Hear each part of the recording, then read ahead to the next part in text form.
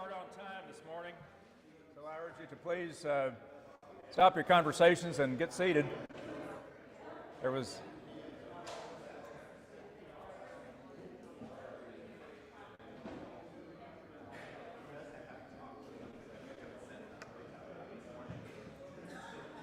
We're a minute away from start.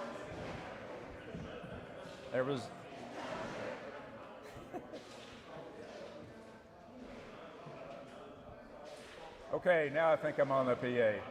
Everybody please get seated. We're going to start in 1 minute. There was an old Kentucky editor who once told a reporter, "You're trying to put 10 pounds of stuff into a 5-pound bag."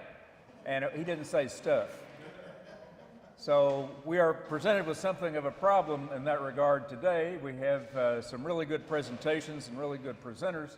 But we do have a limited time, and we're going to be squeezed. So we're going to get rolling at precisely 9 o'clock.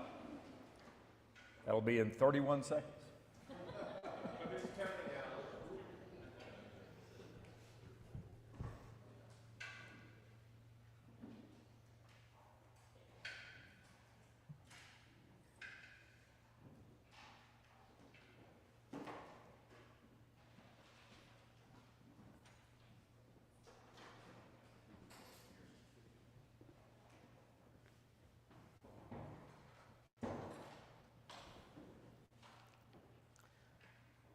Good morning and welcome to the second session of the National Summit on Journalism in Rural America. We have a jam-packed program today, so we're going to jump right into the first session without the usual introductions. One of the great encouraging things about local journalism recently is the interest of philanthropies and other sorts of supporters who want to help local journalism. And we have three very important practitioners in that field today. And we'll start with Elizabeth Hansen Shapiro of the National Trust for Local News. Thank you. Thank you, Al. You can sit. Okay. And I'm going to apologize in advance. I have a plane to catch, so I'm going to share my slides and share some thoughts and then leave it to my esteemed co-panelists here to take it away. So I'm going to try to get this to... Should I be pointing this? And there we go. Just on a little bit of a delay. Try pointing at the projector, or maybe they can just advance the slide for you. Yeah, can you advance the slide, please? There we go. So, as Al said, I'm the CEO and co-founder of the National Trust for Local News. Our mission is to keep local news in local hands. So we are working with community publishers, with funders, with interested stakeholders across the country to try to preserve and transform community journalism for the next generation. And before I share a little bit about our work, can you go to the next slide, please? I was inspired last night to share this. My grandmother was a columnist and reporter for the Saginaw Daily News in Saginaw, Michigan. For 30 years, she didn't graduate from high school. She had 9 children. And you know, when I think about why it is that I do this work, I think about my grandmother, because she told the stories of her community, she told the stories of her life, and in doing so, she gave herself and her community a sense of place and time. And that's what I feel like is the best of community journalism. It's showing you the people that you didn't know you were related to. And I feel so blessed to have spent the last 18 months of the Trust talking with publishers around the country who really share that vision. So I just wanted to start in memory of my grandmother. Can you go to the next slide, please?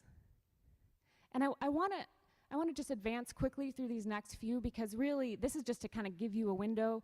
When we start to talk with funders nationally about why community journalism is important, we talk about, as Penny discussed yesterday, the expanding news deserts.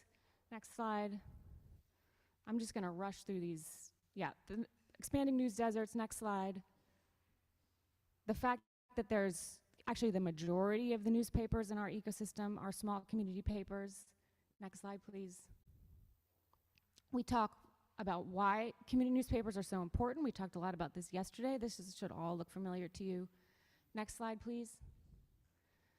So really what we see are thousands of independent owners across the country who want to leave their legacy but don't have someone to buy their papers. So that's really the problem fundamentally that we're trying to solve. And as some of you know, big chains are coming in if you're lucky to buy your paper. In other places, it's beginning to be political money that's coming in to buy your paper. And both of those outcomes we've seen do not produce the kinds of communities and the kinds of information that we need. Next slide, please. So our approach is to work with owners and funders to make acquisitions, to set up new organizations that can really promote sustainability and service, and then to help communities really take ownership of their papers for the long term. So our goal is not to own papers. Our goal is for communities to own papers. Next slide, please.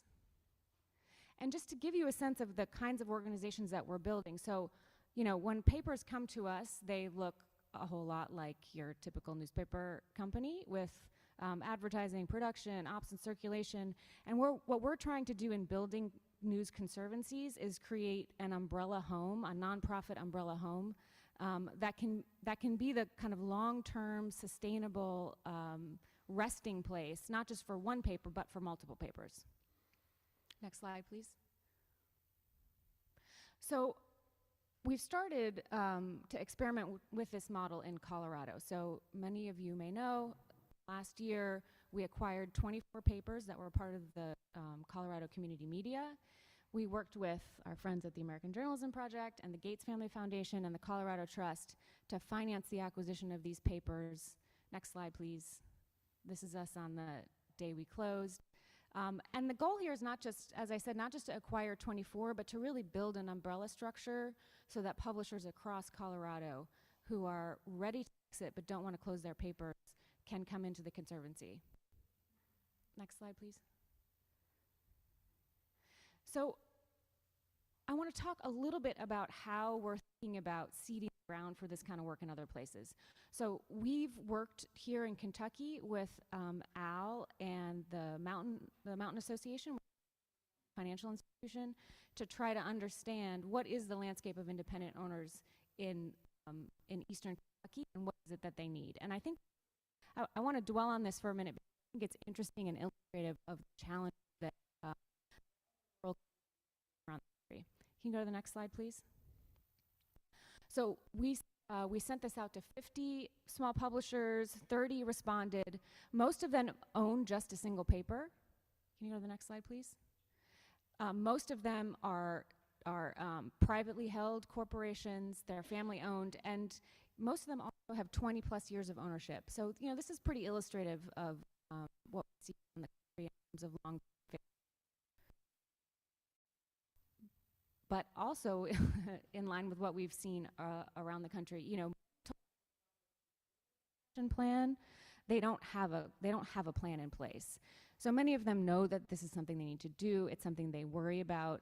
Many of them want their family members to take over, but there's no concrete plans. And so some of what we've been doing in the kind of early stage work across the country is to hold succession workshops with publishers to be able to say, here's specifically what you need to do to start to prepare your business for a sale, to start to think about what you want, to start to really build a team in place that can manage a transition past your ownership. Next slide, please. I'm going to skip ahead a little bit here. Can you go to the next slide? So the other set of conversations we've been having with independent publishers is around what their top business challenges are. Many of them say growing print readership is the top challenge. And we've seen in Colorado that with smart sampling methodologies and smart marketing, you can actually, in growing communities, expand print readership. And there are many people for whom that print product is still a real service. So in addition to growing digital audience and growing a younger audience, that print product remains a really important core part of a lot of publisher strategies. Next slide, please. And finally, and I'm sure you all see this too, there's an incredible need across the field for investments in editorial and investments in marketing. And hiring for those positions, obviously in this environment, can be really difficult. But a lot of what we do at the Trust with the publishers we work with is try to figure out how to make those investments, both in editorial and on the business side, to be able to strengthen the quality of the service. Next slide, please. So this is going to be a lightning tour of the work of the National Trust here. I want to talk a little bit now about how we think about sustainability potential. So, on the one hand, we have what are the business owners and their needs and what's the state of the paper. And then on the other hand, to Penny's point yesterday, we really have to think about what are the communities that these papers are part of, and are they growing or shrinking. So I wanted to show you a little bit of data from Kentucky. We have a 100-item data tool that we use to assess the sustainability potential of counties. And I asked our data scientists to apply this to Kentucky just so you could see. This is the state of Kentucky visualized as growing counties, counties that are kind of a mix of growing and shrinking, and then shrinking counties. Now, the task for rural journalism, in my mind, is to figure out how we sustain papers in those red counties that are struggling, that still have local news, but that are decreasing in population and economic growth. Can you go to the next slide, please? So this just gives you a sense, even just within the state of Kentucky. Mercer County, that's the county we're in now. Elliott County is a strong and growing county. Morgan County is struggling. And if you look across the left, you can see, so, and I apologize for the tiny type, but these are benchmarked against the state average. So we take the state average of measures that indicate internet connectivity, the quality of education resources, medical resources. We have a measure of social capital, which are like the number of libraries and bowling alleys. We have measures of the business environment, housing, overall economics, education, race, age and sex, and general population. And so those bars represent meeting or exceeding the state benchmark. Hello, okay. In counties that are struggling, like Morgan County, you can see they're doing okay in terms of overall economics, but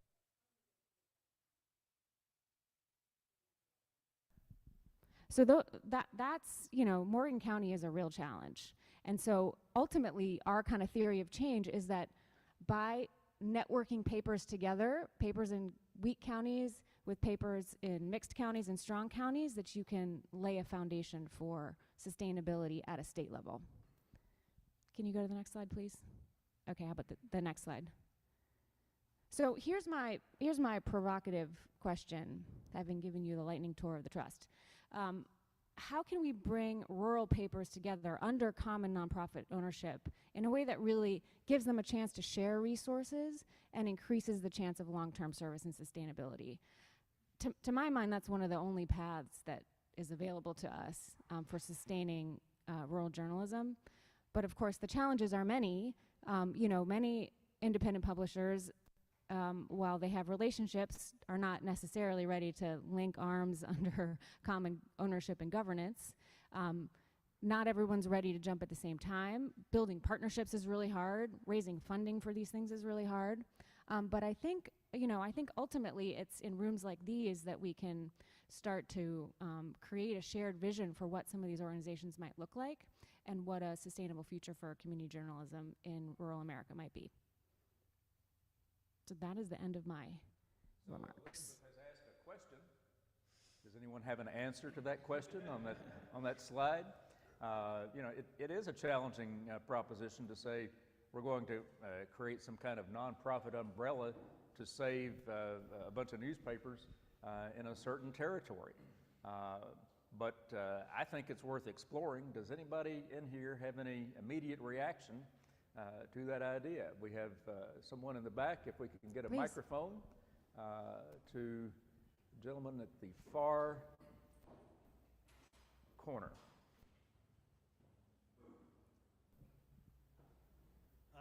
I was really interested that you showed Elliott County up there because I actually live in Elliott County. There's really not a lot there at all. We do have a nice library, but the newspaper in Elliott County is owned by a company that also owns the newspaper in neighboring Morgan County. And both of those are newspapers that run only press releases and kind of suck off the teat of government notices. Well, I'd correct you about Morgan County. They do have an editor and a reporter. I think it's the paper in Wolfe County that is more like the one in Elliott. My bad, thank you. I know they're all owned by the same company because I tried to get into the Elliott County paper and see about offering some services. But I run the newspaper in Carter County, just north of Elliott. We started during the pandemic when CNHI closed down all of their weeklies. And we've been running for 2 years with just me and my partner doing all the work. And that's me writing, me editing, me doing layout, me doing photos, me doing delivery, her doing layout in the business end. And it seems like a lot of the stuff that you have up here is about preserving existing papers that, you know, are community owned, but I'm looking for resources for somebody like me that's trying to take over where a corporation has pulled out. They've left no newspapers. We went from 2 newspapers to no newspapers. I'm trying to make sure that the county still has a newspaper and still has somebody going to fiscal court, going to city council in both the cities, going to ambulance board. And I would like to see that come to Wolfe County, to Elliott County, where the newspapers currently don't cover any of that stuff. So what resources are available to folks that want to start from scratch and get involved in this? Are there... Yeah, that's a great question. And you're right, our focus has been on preserving and strengthening existing papers. I think when Jason has a chance to talk about what American Journalism Project is doing, they've been much more focused on startups. But you know, there's no reason in a model like a nonprofit conservancy that has resources to share that, you know, that it couldn't be extended to including more reporters, you know, and more products in adjacent counties. You know, that's the beauty of a shared model, which is that you don't have to build everything from scratch. You just have to find reporting resources and be able to support those folks to do the work that needs to be done. Another question here. Jody, go ahead. How do you decide to go into a state and make an assessment? Yeah, that's a great question. So one of our big learnings from our Colorado experience, really important to go into a community and a state with a strong sense of, you know, what are the existing papers, who are the existing funders, what are the existing initiatives. And we were lucky to be invited into Colorado by the Gates Family Foundation and the Colorado Media Project. But part of how we determine whether to do assessments is like who's at the table and who's bringing us in, because we found that like all of this important insight around what the mix of counties is, what the mix of ownership is, what people really need, like all of that plus having funders at the table then increases the chances of success. Because it's very difficult to start with an acquisition and then go back and say we need a strategy. So it helps to start from the beginning with a strong sense of the landscape and the right players at the table. And in terms of Kentucky, you were basically invited by the Mountain Association, yes. Yeah, right? Mountain Association, yeah. Formerly the Mountain Association for Community Economic Development, MACED. Jay has a question. Jay Nolan. Yeah. Yes, welcome back. I was on the phone call with you and Mace when we did the first time. One of my concerns about conservancy versus private ownership is whether a conservancy owns it, or in our case, we have 6 of those 8 red counties that we service. You still have to have individuals on the ground in the county qualified and trained to do the work, and overall the organization still has to remain at least viable economically. So whether it's a private entity that is sharing resources across 6 or 7 counties or a conservancy, what advantages does a conservancy give in meeting those basic needs over a private owner? Yeah, so because conservancies have nonprofit ownership and governance, you have the people at the board level, and you ideally have the resources at the at the board level to be able to say, these counties need more, these counties are doing okay, and to be able to really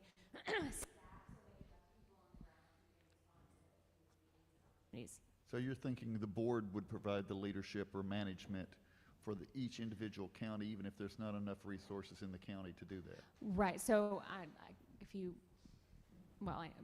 can imagine that, so some of those functions are shared, and some of the functions in the Conservancy are distributed. So editorial, for example, is still based geographically. So the goal is to not have anything centralized that's a better service decentralized. And the advantage of a single governance is that, particularly for raising philanthropic funds, you have one ask, you have like a single point of contact, you have one person doing fundraising rather than 10 or 20 people doing fundraising, and so you just get much better leverage for raising those philanthropic resources if that's a shared enterprise rather than telling everybody they gotta go for funds. Any other questions? One more from Frank Taylor. Elizabeth has to leave for an unexpected trip, so we're going to try to get her out of here shortly. Frank Taylor. Hi, I'm with Carolina Public Press in North Carolina, and we're a statewide nonprofit. And it occurs to me, I just wonder if you guys have ever worked with statewide nonprofits that are doing other types of work. We do digital coverage of stories all over the state. We're part of a conversation that's just started recently through LendFest of statewide nonprofits around the country, because there's quite a few of us. And I'm just wondering, would they make good umbrella partners for this type of work?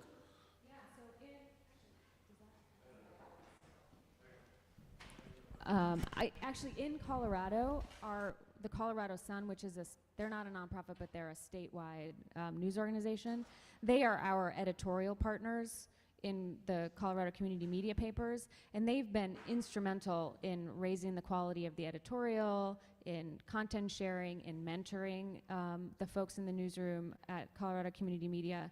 So we absolutely see a really strong role for statewide nonprofit newsrooms in these kind of models. All right, let's give Elizabeth a hand and Thank get her you on the all. road. Thank you so much. And if you would advance the slides a couple, we'll turn it over to Jason Alcorn. Thanks, Al.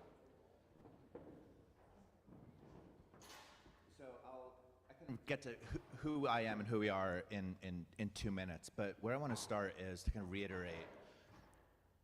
Since 2019, we've been working kind of very closely in communities across the country, talking with them about the crisis in local news. And the trend that we see, which is not going to be surprising to any of you in this room, I don't think, is how few Americans understand the crisis in local news and why it matters. The Knight report that just came out has all the data on how few people understand how, like, the financial shape that their local newspaper is in. We see a lot of nostalgia. People kind of, when you ask them about their local paper, in their head, they think of what it was 10 or 15 years ago, not what showed up on their doorstep this week, which is, most likely far thinner with a lot less original reporting. So we spend most of our time, in fact, meeting with people, talking with them about the crisis in local news and why it matters in their communities. Behind that is research and community listening. So we're running community listening programs in a lot of the communities that we work with, asking people about local news, and actually kind of doing content audits of local newspapers in a lot of places. And what strikes us is, to carry on from the conversation that we had with Penny yesterday, that news deserts are a crisis, but even when you go and look at counties where there are existing newspapers, those ghost newspapers have almost no content. The question from the last session, wire copy, press releases, advertorial. If the problem that we're talking about here that Alice posed for us of how do you sustain local news for rural communities, if we take that question seriously and grapple with, okay, what kind of news matters and what are we measuring that matters? Many local newspapers aren't providing that kind of core original civic reporting that we all need. So, you know, Al, if I may, I'd even kind of push to reframe the question a little bit, not how do we sustain local news for rural communities, but how do we rebuild local news for rural communities, because where we are right now is far too little, and we need to really think about what growth looks like, and how do we make that possible.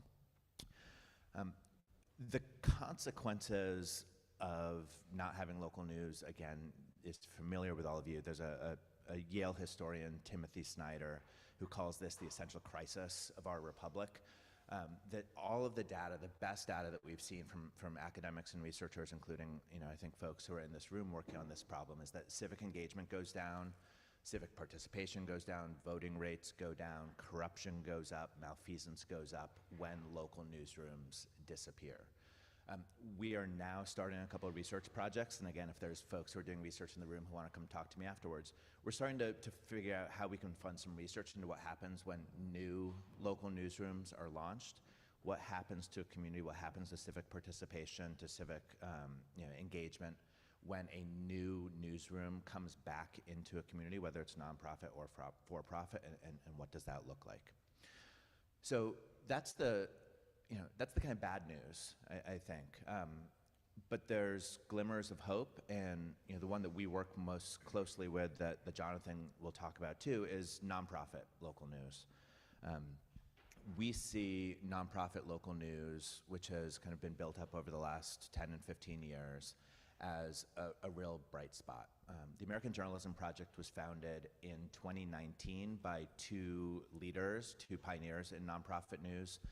One was John Thornton, who co-founded the Texas Tribune, which is now the largest state house bureau, has the largest state house team in the country, and just within the last month or two announced for the first time that's going to be putting reporters, hiring reporters who live and work outside major metro areas in Texas, kind of building on a revenue strategy out of the successful 8-figure nonprofit news organization that it's built to cover Austin and from the perspective of the State House. Our other co-founder was Elizabeth Green, who co-founded Chalkbeat, which is a network, successful network of local nonprofit news organizations, newsrooms across the country, covering education for local audiences and local communities. And again, within the last couple of weeks, Chalkbeat announced something called VoteBeat, which is kind of a sister newsroom to Chalkbeat, which will be covering elections and voting for local audiences in local communities around the country. And Chalkbeat also is an 8-figure nonprofit news organization at this point. So the vision was, what if we took the lessons and frankly the resources and money and connections that those two leaders and those two founders and those two organizations have had, and bring them to other communities and other places and other organizations around the country, and started to build nonprofit news not just as a complement to commercial news organizations across the country, but as actually a viable replacement, where nonprofit newsrooms could have the numbers of reporters, the number of staff that commercial newspapers historically have had and have been able to drive the policy agenda with and drive work, positive good in their communities. So kind of to put another way, what if we built nonprofit newsrooms to provide original reporting as a public good and made the case that that was important and provided the support for organizations to do that? And we started with two insights. One, we needed to unlock more philanthropy, both national and local, for nonprofit news. And we still do need to. It is far too little. But when you look at how much philanthropy is going to local news, I'm very optimistic, because when you look at how much philanthropy is going to any other thing that you didn't even know philanthropy supported, local news is still a far smaller percentage. You could, John Thornton, apologies to any kind of ballet enthusiasts in the room, but he, being a venture capitalist in Austin, Texas, was enamored of the ballet. And he used to say, if we could figure out how to get as much philanthropy going to local news across the country as we do to the ballet, then we would have kind of rebuilt local news to what it was and even more. So I think there's a real opportunity here, is one of my messages. The second insight is that we need to invest in the business and operating capacity of nonprofit local newsrooms. That That the real gap in where they'd gotten support to date was building revenue teams, building the kinds of teams and capacities within their organizations to help them grow that actually funds the newsrooms and helps to grow the newsrooms going forward. So, the simple version of this is if you fund a reporter for 3 years, you get a reporter for 3 years. If you fund a sales director and a development director for 3 years, they're going to be paying their own salaries and probably brought in enough money to hire 2 or 3 reporters, and that will continue in kind of a positive, flywheel going forward. So that's where we've made our investments. So where are we now? We have a portfolio of 32 nonprofit local news organizations across the country. We've committed all of a $50 million initial fund that we raised from national philanthropy. Those organizations, on average, are growing 67% in their first year as an American Journalism Project grantee, which represents $70 million in new resources for local news over the next 5 years that didn't exist when we started working with them. We've also started working closely with communities across the country who don't have a nonprofit local newsroom yet and want to understand the needs of their communities and what rebuilding and building local newsrooms might look like. And we've raised $25 million from local partners to launch new newsrooms in Ohio and Houston alongside newsrooms that we've helped to launch in Atlanta and West Virginia and Oakland and Wichita, Kansas.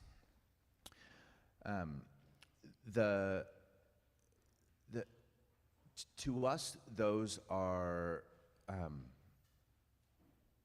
successes.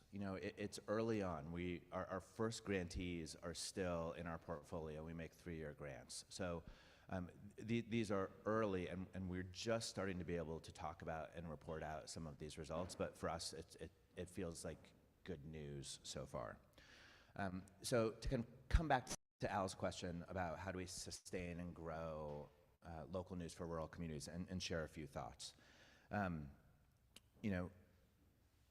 One is, our work is with nonprofit local newsrooms, and I really appreciated some of the questions that came up in the group conversations yesterday and in one-on-one conversations about what that means. And I'd like to point, nonprofit does not mean non-commercial. What it means is that the profits of the organization are reinvested back into the organization, and that all of the work is aligned around a public interest mission to provide a public good and provide local news as a public good. So our grantees sell tickets for events. They sell advertising. They have sales teams. They sell sponsorships to their newsletters. They put on kind of big events that have high-profile, community sponsors. At the same time, they have recurring reader revenue as well. They're able to pursue major gifts from people in their community who are giving not because they want to read the news, but because they want to make sure that everyone else in their community has news to read, and they think that that's important to them. And they're able to pursue charitable giving and philanthropic giving from corporations in the community and from philanthropy. So that's my first part, that it's not non-commercial, but it's nonprofit, and that this is a way to bring new money and add new revenue streams to local news that stays within the mission and purpose and editorial independence of the organizations. Two is that I think this only works if we're rebuilding local news for every community across the country. Whether you think of local news as a crisis in democracy, a crisis in an economic crisis and a crisis of economic growth and development, a crisis in identity and place, rural communities and cities don't operate in and of themselves. They're very deeply connected, and I think journalists often know that far better than anyone else. Penny kind of challenged us yesterday to think about how more philanthropy and more nonprofit news can work in and be brought to and be unlocked from rural communities. And I think that there's part of our challenge and part of our responsibility and obligation is how do we tell that story a little bit better to help funders, to help donors and supporters of nonprofit news to see those connections and to build those connections really strongly. There's kind of related ways to ask and talk about that question, but how do we make sure that nonprofit news isn't serving only communities and organizations with the most resources or the most contacts. It's not just serving white, wealthy communities, but serving communities of color and immigrant communities and first-generation communities and communities in places outside of the kind of wealthiest pockets and zip codes and communities across the country. The Texas Tribune is a hugely successful example, and also it is true that Texas is something like the world's 8th largest economy. So you can put together a nonprofit newsroom in the capital of the world's 8th largest economy and do pretty well pretty quickly, and they've done an incredible job. In the counties that Elizabeth was talking about, it's a far different kind of situation on the ground, and you have to look at it a little bit differently, but the kind of underlying model about making the case still matters. So the last thought and a couple examples I'd leave as kind of inspiration. To sustain rural journalism takes both capital and talent. I think that, and as we think about kind of the models that were built, whether they're the trust conservancy model like Elizabeth was talking about, or what some of our grantees are that we'll mention it, and what Jonathan can talk about, philanthropy can help with capital, but thinking about how we continue to attract talent and think about who can be and should be working in local newsrooms and is able to and trained to and trusted to provide local news to their communities. I think we need to build things that don't look exactly like newspapers have always looked. Carry the best forward of what local newspapers have done, but also think about some other ways that we can do that. We need to make working in local news an appealing place for people. I think we've seen in the Great Resignation, there is in fact a lot, there are a lot of people who want to do work that aligns with their values and aligns with their mission. There's a lot of people who have moved from DC and New York and the Bay Area back to places where they have family or back to where they've grown up, or even from, bigger cities, Chicago, elsewhere, into Traverse City and Louisville and elsewhere. Charleston in our Mountain State Spotlight, Vermont. Get smaller. Yeah, we're going down, going down. That's where all of you come in. So a few kind of quick thoughts and examples. One is our grantees in Vermont, VT Digger, as well as our grantee in Wichita and Kansas City, the Beacon, have started building community ambassador programs where they're actually hiring and paying trusted members of the community to be kind of a part of the newsroom, to go out and talk to residents and understand what their needs are, community members, what their questions are, bring that back into the newsroom. And those are opportunities to train up community members, to get them involved, to put the public service mission of local news back into the newsroom in places where maybe it had been a little bit lost. Our grantee City Bureau, with our support, built the Documenters Network, where they train and pay community members to attend and document public meetings. So in communities where a reporter used to go to every school board meeting and every city planning meeting, and there's not reporting staff to do that anymore, they're inviting community members to go and document what's happened there. And then those documenters are in fact kind of being recruited, and when there are full-time newsroom jobs that open up, the documenters are where those newsrooms, our grantee City Bureau, Outlier Media in Detroit, that's where they're hiring from, because those are community members who understand what's going on in their community, are connected, and are interested and engaged. A couple other quick examples. What Nate was talking about Traverse City yesterday, about how Report for America and kind of the flagship paper in Traverse City is thinking about how you use that network and that institution and that backbone to add reporters in places outside of the city and work with public media, which has distribution and a local presence to bring reporting back to local communities. Out in West Virginia, we helped to launch Mountain State Spotlight, which started as a Charleston-based newsroom, but where they're going to be going over the next 2 or 3 years is adding reporters kind of in every corner of the state, and saying it's their responsibility not just to have a bunch of State House Capitol reporters doing investigative reporting, but because they have the payroll set up and the fundraising system set up and the system, all of that, the publication, all the tech set up, they can hire a reporter or two in communities across the country, or work with local partners and local papers in those places to do the work. So those are a few of the examples. I'll kind of wrap up there and like look forward to the questions, but thanks for having me. I've learned, yesterday was a really super interesting conversation from where I sat, and I learned a huge amount, so I appreciate Alpha organizing this, and all of you for joining us today. Well, Jason, we thank you for coming, and thanks for a really dense and thoughtful presentation that should prompt some questions. Penny, let's get a mic to Penny Abernathy. I figured Penny would ask the first question. Jason, back saying what Al said, I really appreciate you laying it out like this. One question I have for you, and maybe based on old data, but you mentioned both Vermont and Charleston, South Carolina. I'm very familiar with both states. I actually have a home in Vermont. Vermont, by the way, has the most public access television per capita of any state in the Union. And most, I think, even if you don't do it per capita. So it's well served on the local level.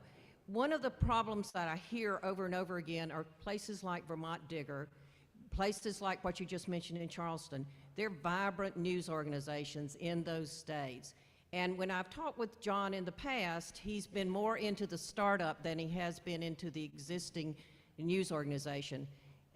Charleston is a classic example of an independent newspaper that's doing what it can to put together that network. So what are the plans, or how has thinking evolved, just as it evolved with the Texas Tribune, where you realize you have to have feet on the ground if you're actually going to cover anything outside Austin? How has thinking evolved on working with newspaper, for-profit newspaper partners?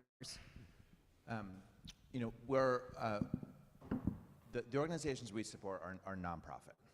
Sorry, I said Charleston. I was thinking of our West Virginia grantee. So She's referring to the Charleston Post and Courier, which has a local network. I apologize for misspeaking there. We work with nonprofit news organizations. Those are the ones that we make grants to and help to build and launch. You know, most, if not all, of our grantees have close relationships with commercial media and see commercial newspapers, especially community newspapers, as critical parts of their ecosystem, and have distribution partnerships, have reporting partnerships with those organizations. So we're hard on the nonprofit is where what we know best and where we can have the biggest impact, but understand that we're working kind of in ecosystems that strongly need to grow. Okay, we're limited on time. Penny's got a quick follow-up. Yeah, quick follow-up. One of the issues that I hear continually is there's kind of a competition now growing in many of the states. So in Vermont, for instance, Vermont Digger has come out in favor of a law that would take away legal advertising from local newspapers that are making a profit. So I just point out there are conflicts inherent that are going to become more pronounced as you go forward. That makes me so happy, because that means we're growing, and because that means that there's more outlets and more opportunity. 100%, like, we need to be very thoughtful about that, and there's real consequences, and there's smart people working on it, but, like, just, I'm glad that we're starting to run into competition again, because it's been a while. Okay, one last question. Yeah, I just wanted to know, again, just kind of a final follow-up in very similar vein of not-for-profit versus for-profit. Essentially, I see them as one and the same. I mean, there's very few for-profit that actually make profit, okay? Yes. And so I do agree with you in terms of the key are capital and talent, and then I'd even say technology, because there has to be some benefits of mass, of critical mass. And how are you, how are you thinking about that? Because again, I see not-for-profit or for-profit as just a name, because it's all about how do you rebuild journalism in these town centers to be town centers for the purpose of communicating and building community. Is the question about technology as kind of a third pillar, or how do we think about bringing, talent and capital and technology? Really, why do you differentiate not-for-profit and for-profit? Because they're essentially the same goals. Yeah. I think it's something of a simplifying differentiation for sure. It is what we know best, and we are, a couple years in, and we've chosen to focus on nonprofits as the place where if we can get really, really good at something and show progress and show change and show impact quickly, then we can, bring far more dollars from national philanthropy to local news. I think in a lot of places it's also where community, independently owned, as Elizabeth was talking about, kind of local news in local hands. When you get to kind of rural communities and community newspapers, it is different. That I think that there's a real mission, there's community ownership, there's longevity and mission and purpose for local news that we endorse all of those values. So I agree with you there. Maybe it's a good time to turn to Jonathan Kealing. Perfect segue. Let's welcome Jonathan Kealing of the Institute for Nonprofit News. Good morning, everyone. I'm Jonathan Kealing from the Institute for Nonprofit News, and I love that as a jumping off point because I think in our mind, the biggest differentiator between no profit and nonprofit is that nonprofits are by law community assets that can't be rolled up, bought, sold, traded. They belong to the community where they are based, and that's actually enforced at the state level by the state government, that nonprofits have to be owned and serve for the benefit of their communities. And so the biggest single differentiator is that those organizations have to stay in that community. They can become part of larger nonprofits, but they can't be bought and sold to a hedge fund, to a corporate owner. They have to stay in the community with a board that is responsible for ensuring that organization serves the benefit of the community. And in fact, nonprofit boards aren't actually charged with preserving the benefit of the organization. They're charged with ensuring the benefit of the community. So it's a special kind of community asset that differentiates itself from a for-profit organization that may share many, many, many of the same values. So let me back up. I wanted to go from there. So the Institute for Nonprofit News is an organization of more than 400 nonprofit, nonpartisan publishers all around the country, 49 of 50 states. South Carolina is my great white whale. I still would like to get something in South Carolina, Penny. And I love what Border Belt's doing along the border. Not quite there yet, though.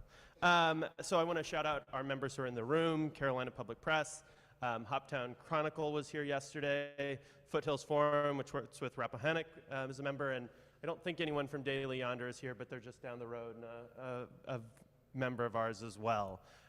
So we provide training, we provide funding, we provide resources, we provide services to these 400 nonprofit publishers all over the country. Particularly relevant to this room, we have a conversion guide for for-profits that are interested in becoming nonprofits and what that might take.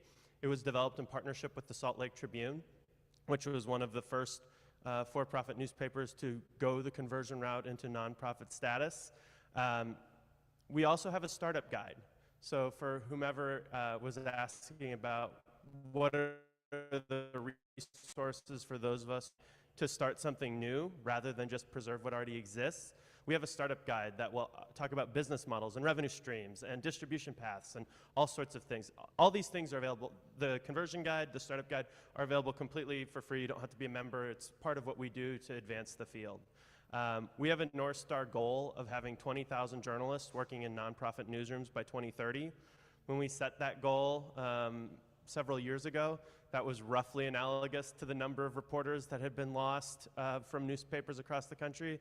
As Penny outlined yesterday, that number continues to fall, or that number continues to grow as newspaper employment continues to fall. So we have a lot more work to do. As of today, our 400 members produce almost 1,100 stories a day, 400,000 stories a year. Those stories are distributed not just on their websites and their newsletters, but in 6,000 other news outlets across the country. So these organizations aren't just creating content for their own outlets, they're serving as a backbone of civic reporting for journalism across the country. And that's another, we think, key differentiator of the nonprofit versus for-profit model, is these organizations aren't just out to build their own audiences on their own platforms. They're providing their content widely to anyone and everyone who will take it. We also run an end-of-year fundraising campaign called News+. And in 2021, we raised $4.6 million from national funders, which our members turned into $46 million in local contributions just in the last 2 months of the year. So we lurched $4.6 million in national funding 10 times into almost $50 million worth of investment in these nonprofit newsrooms. I'm going to tell a story about one particular startup, and then I'm going to dive into a couple of specifically rural-focused things that we're working on. We have a member in Clayton County, Georgia. Clayton County was famous during the election for vote counting and all of that. It's a transitionary county. Its northern edge is the runways at Atlanta Hartsfield-Jackson International Airport, but then it very quickly gets into a very rural, majority people of color county in Atlanta. Started by a woman with her CNN severance package. So she leveraged what she was given to leave a large for-profit news organization and started a nonprofit in her community, knowing absolutely nothing about how to run a business. What Nate talked about yesterday about, journalists don't know a damn thing about money because we've never had any. I would say Robin would probably relate to that. So we reached out to her in November because she had spent about 1.5 years and just had not figured out how to make the business model work. And so she'd run out of money. Her board in early November voted to shut it down. And INN, a couple of my colleagues and I, we reached out to her and said, Robin, can we talk? See that you're on the verge of shutting down in a county that has no other primary source of news, serving a community that's primarily black. How can we help you? And we outlined what News+ could do to get her to a stronger place. And so we said, Robin, if you can come up with a way with your board, with your community to raise $10,000 because of various News+ incentives, you're a new organization, if you can find some local matches, you're in a targeted county with covering primarily people of color, we can give you almost $40,000 in matching funds. And they were like, whoa, okay, so if we can raise 10, you'll give us 40 in March, we can keep going. And not only did they decide to keep going, they actually raised almost $30,000 by the end of that year, got over $40,000 in matching funds from News+, and were able to not just keep going, but actually hire someone else to help Robin run the organization, and now they're off and running. They have a brand new website powered by Newspack, which is a really easy WordPress-based CMS. They have more staff so Robin can get more places. And again, they're covering a low-wealth, transitionary county. I don't want to say it's all rural because if you've got the runways at Atlanta, you're definitely not a 100% rural community, but much of Clayton County is very rural. And so we're excited about that, and we're committed to that. We're committed to working with the startups. We're committed to working with the conversions. We're committed to working with nonprofits to ensure that they can invest in the journalism that this country needs to preserve democracy. Nikki Usher, professor at, I guess moving from the University of Illinois to UC San Diego, I believe, just released a study that looked at federal prosecutions for criminal corruption. And she mapped all the federal court districts as to whether they had an INN member or not. And when she did that, she discovered a statistically significant correlation between having an INN member doing nonprofit or doing nonpartisan public service journalism and prosecutions for public corruption. They went up. So in federal district courts that had an INN member, there was a statistically significant increase in prosecutions for federal corruption.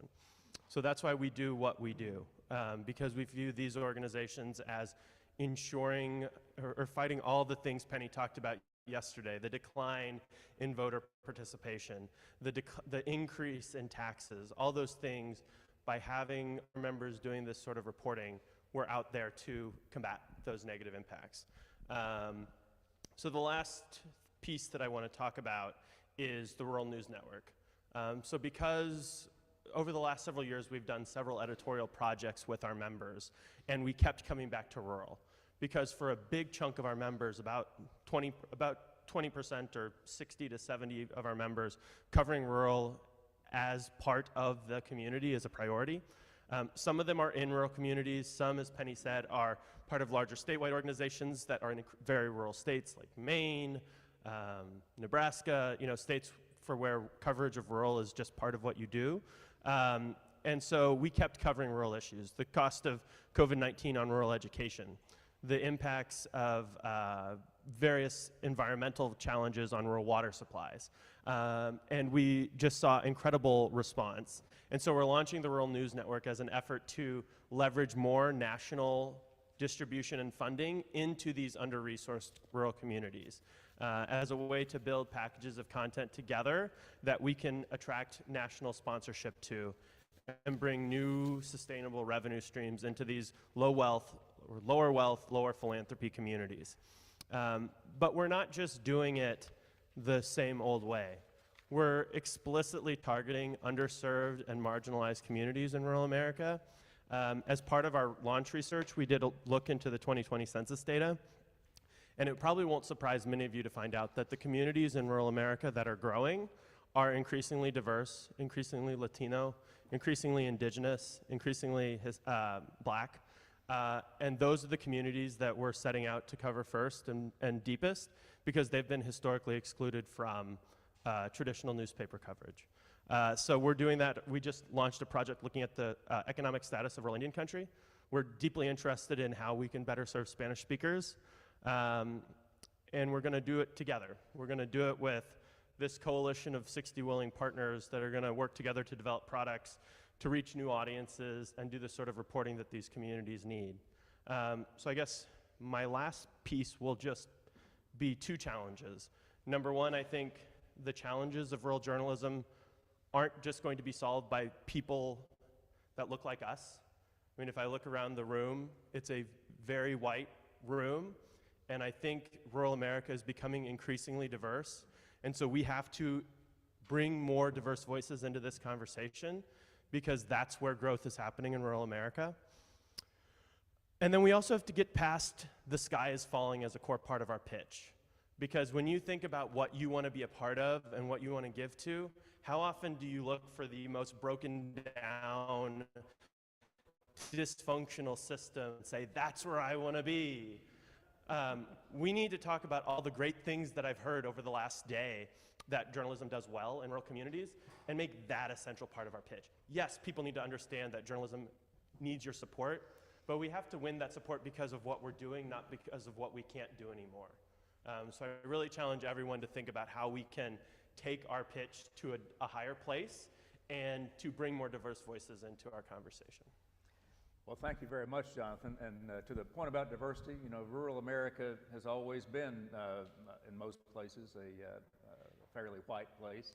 We made an effort to get more diversity here and failed, but I'm thinking that in about 6 months, we probably ought to have a Zoom meeting that can incorporate this crowd and other people, hopefully more people of color and indigenous communities, and continue the conversation. So we have a couple of minutes for questions for Jonathan. Yes, Buck Ryan has one. Get him a microphone. Keep it short, Buck. Thank you. Al, this actually might involve you, so hold tight. I'm very interested in this idea, and I'm not sure this is what you were saying, but I was picturing of kind of a rural journalism news network.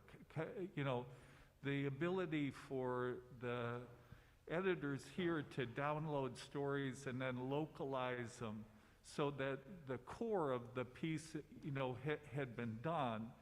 And if it were based at the rural blog, I'm just saying, with the $5 million underwrite, you know where I'm coming from. Yeah, I mean, Okay, so all right. Jessica Walsh, sitting here in the audience, and I have been cooking up plans for how we can work together on this. Daily Yonder and Grist actually are in the process of launching a rural wire. So if you're not familiar with that, I'm Jonathan at inn.org. You can feel free to email me. I'm absolutely happy to connect you with that. And they're working with us as part of this project. So we very much believe in the power of sharing and localizing stories as a way to continue to build up on this coverage. It'll never replace truly local, truly place-based reporting, because that coverage is so deeply important. But we do think there are opportunities to share data sets, to share national stories and localize them, all of that. And we think there's a big part of that. And as we look to launch the Rural News Network, we're eager to seek out partners that would be interested in working on pieces of it with us. And I'll take the opportunity that Buck offered to promote the Rural Blog as our daily digest of events, trends, issues, ideas, and journalism from and about rural America. Our chief author, Heather Chapman, is up front. Rural Blog stories can be picked up by anybody. We hope that they provide both information and inspiration for people to do their own stories, to look beyond the county line or the township line. We look for stories that have rural resonance, that strike a chord from coast to coast in rural communities. And we wish we got more stories from rural media. We tend to use stories from folks who go cover rural events and trends and issues, but they're not rural themselves. So to our audience, we would encourage you to contribute by emailing me or Heather. And we'd be more than happy to take a few $1 million to start Jason's the one with money, not me. All right, any last question? Well, thank these gentlemen very much.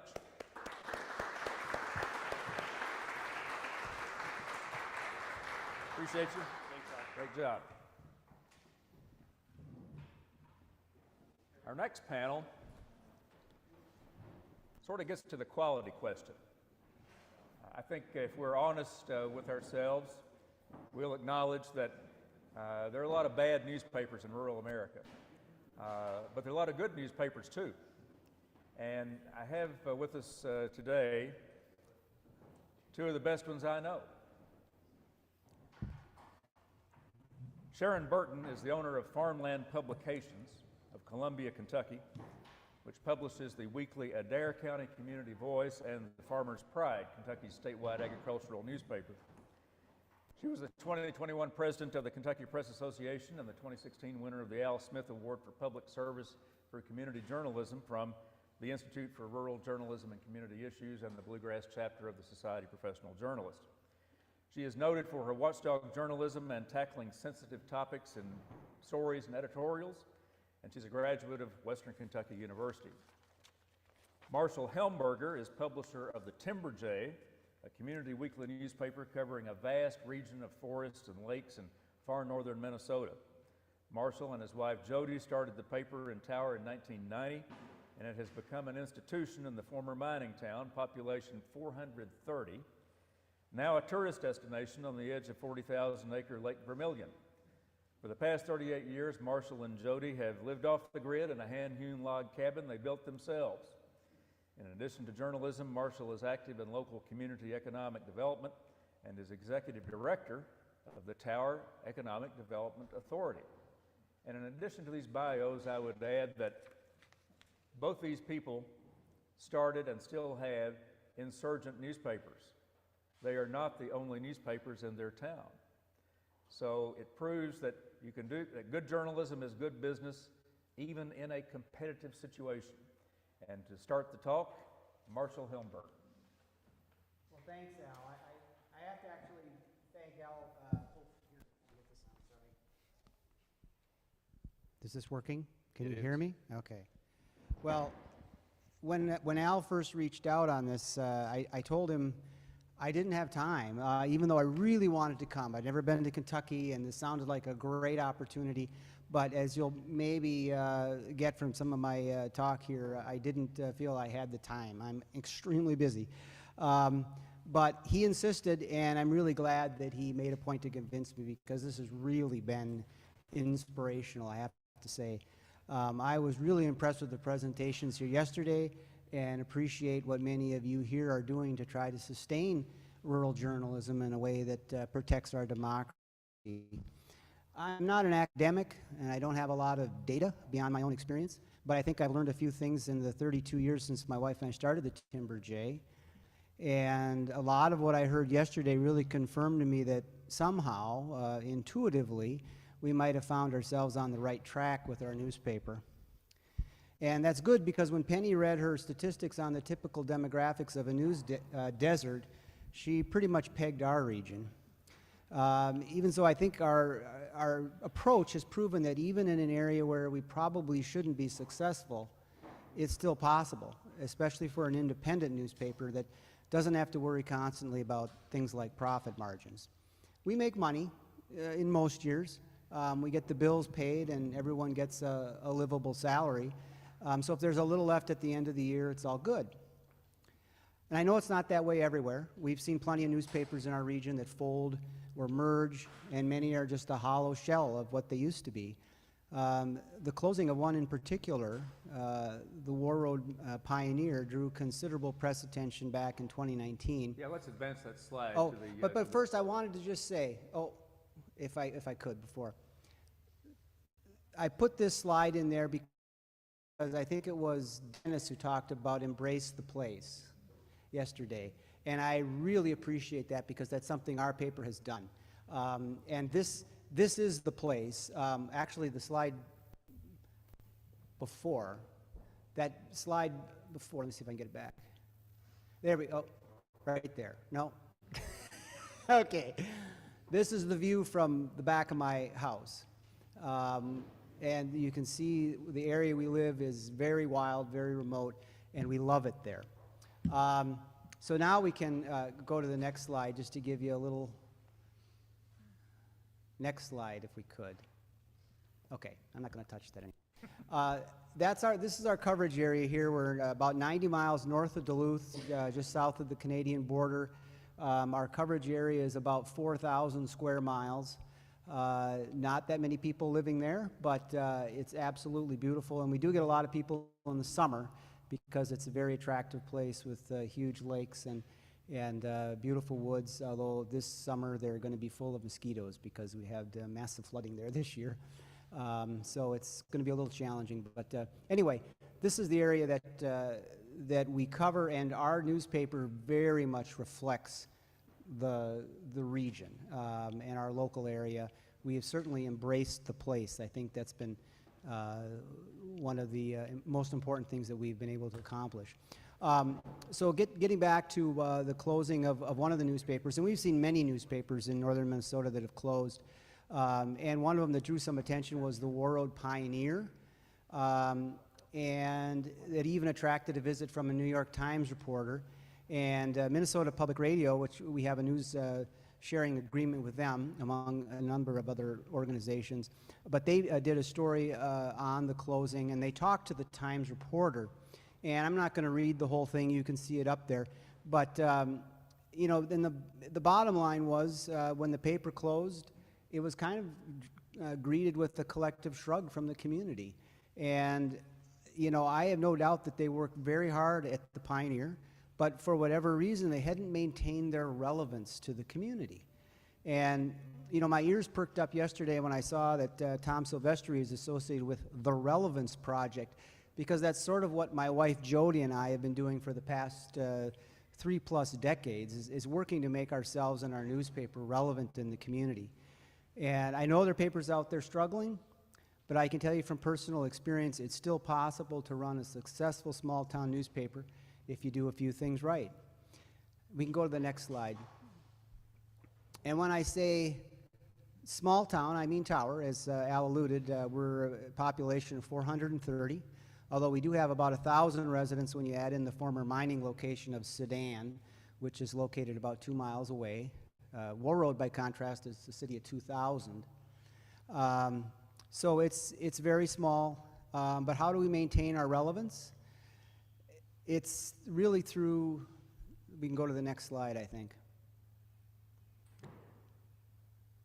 Solid, fearless reporting on local and regional issues.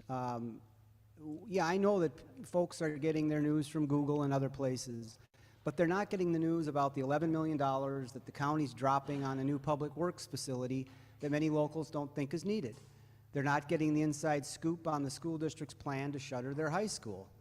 nor are they learning about the complete dysfunction bordering on criminality that used to infect Tower City Hall, which I think we've had some role in clearing out.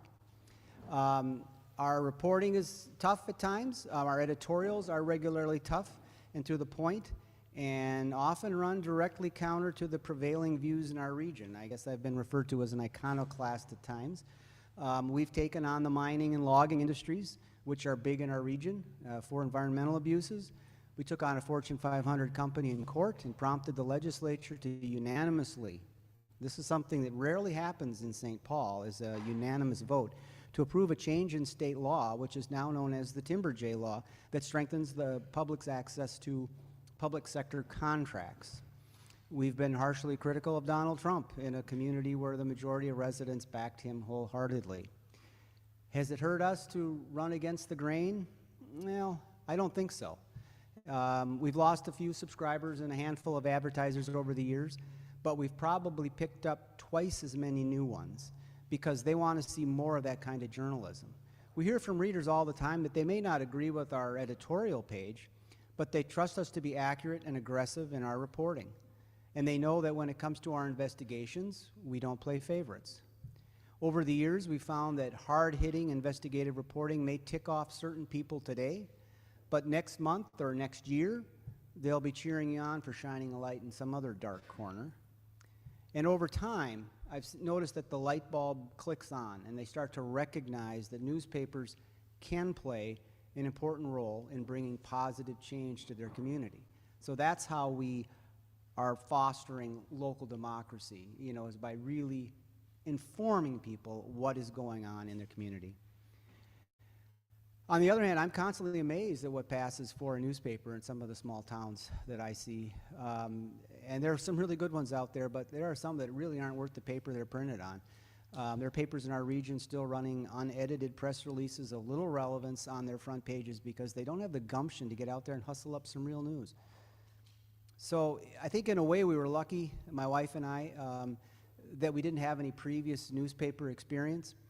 I later learned that newspapers are supposed to be heavily staffed on the advertising side rather than in the newsroom because the money people see the editorial side as just an expense. Our paper is just the opposite.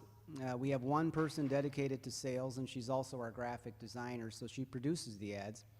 We have 3 full-time editor reporters, not including my wife, who's general manager, but also reports. And we've just hired another experienced part-time staff writer. So according to the industry standard, we should have closed the doors a long time ago, which tells me that the received wisdom from the corporate bigwheels is kind of missing the point of newspapers, at least the point as journalists and readers see it, which is to report the news. And I think because we've taken a different approach, we don't just have readers, we have engaged readers who can't wait for the next issue. We regularly publish 6 or more letters to the editor per issue, and the vast majority are responding to things they've read in our paper. People literally gush when they come in the door to renew their subscriptions. It's embarrassing at times. I mean, at one point a couple years ago, we put a donate button on our website, and we've taken in thousands of dollars from readers who feel they should be paying more than the subscription price of $39 a year. At one point, we were sued by a competitor. It was a completely ridiculous lawsuit, but he felt that was the only way I think he could try to compete against us was in court. It didn't go anywhere, but of course it cost lots of money to defend it. And we did a crowdfunding approach to it for our legal defense and raised $30,000 in a matter of a few weeks. So, the other day a reader paid for a $35 obituary with a check for $500, keep the change. So, I mean, people appreciate it when you're doing the job, and they will support you. We've won lots of awards, but the ones that it's that appreciation and support that we get from readers that really tell us that we're doing the job right. And the fact that our newspaper stands out, I think, is a little bit troubling. I don't think we're doing anything beyond what a newspaper should be doing if it wants to be successful. And another thing I think we need to be doing is really showing leadership in our communities. In northern Minnesota, there's a foundation that was started by the Blandin Paper Company years ago, and they run a community leadership program for many years. And about 15 years ago, they started a version of it for editors and publishers of community papers. and Jody and I were invited early on to take part. It was a 6-day training session over 3 weekends, and it really impacted our approach to the newspaper, which was sort of the point of the training. And it may violate some sort of journalistic ethic for some of the academics here, don't get too worried. But it changed our perspective from serving as sort of the dispassionate observer of the communities we cover to that of leaders in the community. I mean, we understood this was one of the things we learned, is that this is a bully pulpit that we can use to improve our community. And if we go into it with the right attitude, we can make a significant difference. You know, so we regularly now highlight issues that need to be addressed and advocate on behalf of efforts to foster community and economic development. When our regional school district closed, the Tower High School, back in 2011, my wife and I founded a charter school that's now in its 9th year, and Jody still serves as the board chair. Given that our community is low income, Jody started an Operation Santa that now serves about 160 kids a year, and that's been going for almost 30 years now. We've since organized a trail building effort in the community to encourage more outdoor activities for families, taking advantage of the landscape right outside the door there in town. We also look for niches.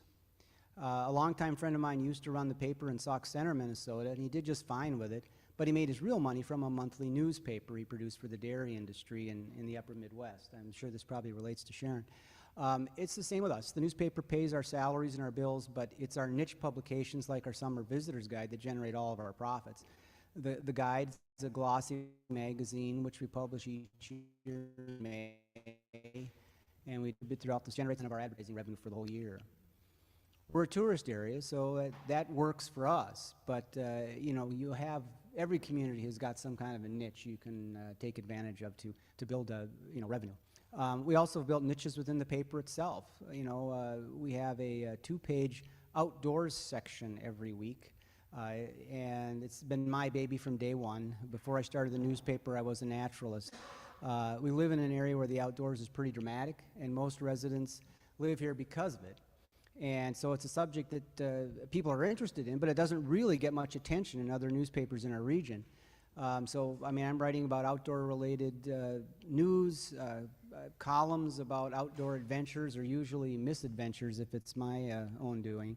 To nature study. In the summer, we have a Wildflower of the Week column that people cut out and save. We regularly have photos and background columns on birds or mammals found in the area, and they're typically accompanied by my own wild photography. We have updates on the deer and moose population. We're constantly letting folks know about the walleye population in Lake Vermilion, and we have 100 other topics. Outdoors may not be a big deal where you are, but you've got a similar niche that you can take advantage of. Also look for regional opportunities. We don't confine our coverage to Tower. We learned very early on that you're not going to survive in many cases in a town of 430, and we have even smaller towns than that in our coverage area. So we expanded and cover a large area encompassing really 4 small towns, and that means we're not dependent on the advertising from just one little town. It's also consistent with our desire to build more cohesiveness rather than rivalry between the communities we cover. And we also have an engaging website. It's been pretty successful, I would say. We never really had much of a classified section. We have a lot of competition in that from a regional shopper that used to offer free classifieds. So we never had that. We didn't lose that. I know a lot of newspapers were hurt by the loss of that. We still rely on our newsprint product for the vast majority of our revenue. So I don't know, am I running out of time here? Yeah, we're running short. Okay. Let's go to the next slide. All right, let's go to the next slide. Okay. One other thing, assist with economic development. If you want to know why town newspapers are struggling, it's because towns themselves are struggling. And if we're going to save ourselves, as newspaper organizations, we need to be putting time in to ensure that our communities aren't dying on the vine. I know this has been talked about. When we want to increase access to healthy food in the community, we organized a farmer's market. And then I also got involved in economic development in the community, increasingly so. Now I'm the director of the local economic development authority. We've been bringing new businesses to town. And, you know, we're not going to attract a big box store. We don't want one anyway. And the nice thing is the businesses that we've attracted are typically small. They're independently owned, usually mom and pops. And these are businesses that are become advertisers. So as we're building our local economy, we're also building our newspaper. And so that's an important thing. And so get to the next slide here. This is the last one. How do we get to the next generation? My wife Jody and I are both in our early 60s, and we are definitely thinking about the transition. I was heartened to hear this morning that Elizabeth and some others are working on, or are aware of this problem and are working on trying to find solutions on how we get independently owned newspapers to transition to a new generation. I think that's our biggest challenge. I mean, our news staff is great, but we're all tail-end boomers with a limited remaining shelf life, and we're not interested in selling the paper to a corporate chain. I've seen what happens, and I think I'd just rather shut it down than do that. So I don't have an answer to this one, but I know that transitions are hard for owners in every small town business. There's just not a lot of investment dollars that come to small towns, and I hope we can find an answer to that, and if anyone has any ideas, let me know. And I'll open it up to questions. Well, I think we're going to go straight to Sharon and then take questions because we're running short. Sharon Burton of the Adair County Community Voice. And there's a slide you didn't know was going to be on there, Sharon. But the rest of them should be as we planned it. And hopefully your clicker will work.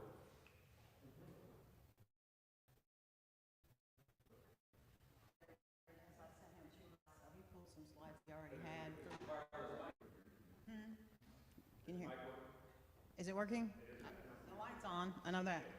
Okay. I have to get up here because I'm short, and I feel really short sitting at a table talking. So, not that you didn't notice, I'm sure. I have a typed note on my desk. It's kind of under a pad that I move around, so I see it quite often. And I typed up in real big bold letters, all caps. It says "creative destruction," and underneath it I have written "or disruptive change." I got that from Penny's book of Saving Community Journalism, The Plan for Profitability. And I think I put that there to keep me sane, because I look at that and I think, you know, this is not my fault. You know, we go through all these things, but it gives you perspective, and that's why I resonated with that, because I've covered agriculture for 30 years, and I doubt there's an industry that's gone through more destructive creative destruction than agriculture, and sometimes it's good and sometimes it's bad, and sometimes people lose their homes, and you know, so but I got it. It made sense to me that we are going through this major change, and we have been for a while, and you know, we're gonna have to suck it up and figure it out. I mean, that's what that says to me: suck it up and figure it out. And that's how I try to live my life. So thank you, Penny, for that you've gotten me, you've kept me sane all these years. But, so also my eyes are growing too, sorry. The reason we're going through this is because the way the world communicates has changed. It has changed and is changing, you know, with onset internet and all the different things. But it's not just the newspapers that are going through this. And Benji and I talked about that a little bit last night.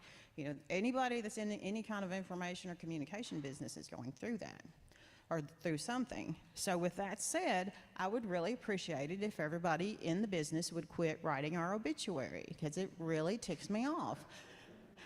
And Al will tell you that that is true, because I have to vent every now and then, and Al gets it when I do.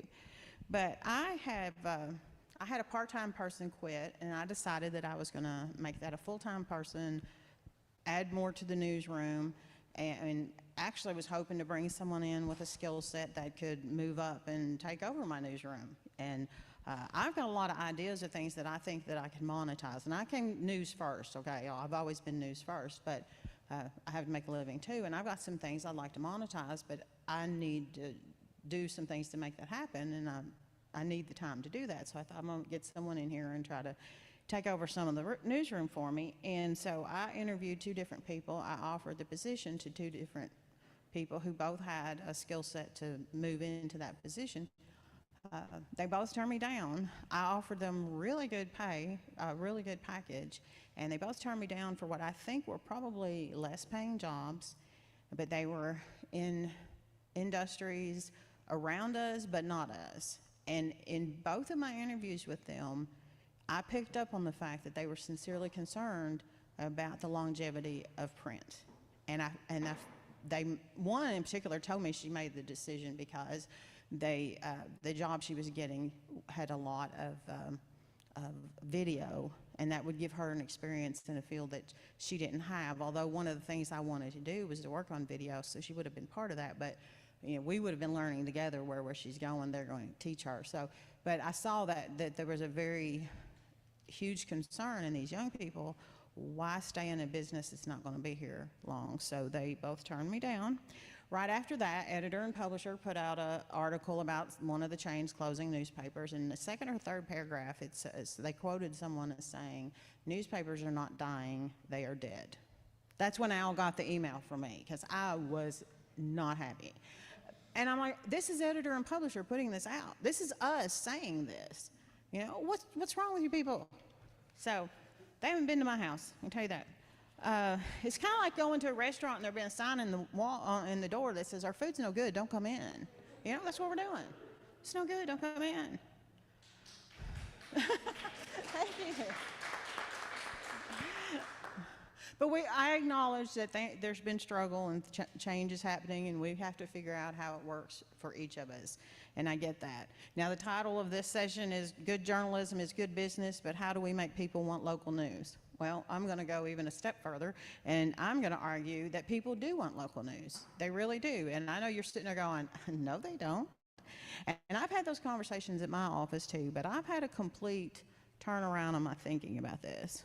I think people want news, but they are bombarded with information.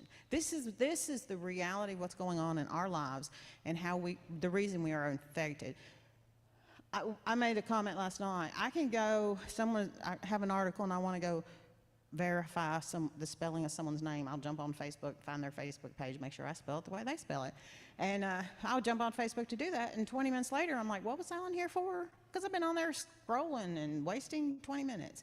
It's so easy to get lost in this, the Kardashians, although I don't get lost in the Kardashians, or, Johnny Depp, and so they don't find out about the fact that their local government is corrupt, so because they're just bombarded with all this stuff. We got to quit being mad at our audience or potential audience. That's the thing. If you've made comments like they don't want local news or they're dumbing down society, you're mad at people because they're not buying the newspaper. I think you need to turn that around in your thinking. That's the first thing we have to do. I was driving through a very rural part of our community one day, and it was just like this epiphany. I started looking at the houses and really looking at the swing sets in the back and the truck in the driveway, and I started thinking about their day, their 24-hour day, and what that might look like. What's their life look like? Do they drive 50 miles to find a job, to go to work, or do they work in town, or do they farm still? What are they doing? Are the kids in school, and when they get out of school, they all run to ball games? Do they eat meals at the table, or do they eat meals at McDonald's? And I started getting this visual of this window, a window. In that 24-hour day, there's this little bitty window that is my opportunity to get to them. And that's it, that's it, that little window. That window now is like Winnie the Pooh trying to get through the hole, That's what's going on in that window. So how do I get in that window? Also in Penny's book, there was a survey, and it was older information, but it was a survey about the loyalty of print readers versus the loyalty of people who are print and digital, and then those solely digital. And of course, we all know the print was the most loyal, and they were also older. But there was a comment in there, and it said their weekly or daily routine was built around reading the newspaper, which they considered a ticket to community membership. Now, in the past, the newspaper was the ticket to community membership, because if you wanted to know what was going on in your town, you had to get that newspaper. Well, now you've all heard someone say, I get my news from Google or something like that. But we have lost that position, or it's in jeopardy if we haven't lost it.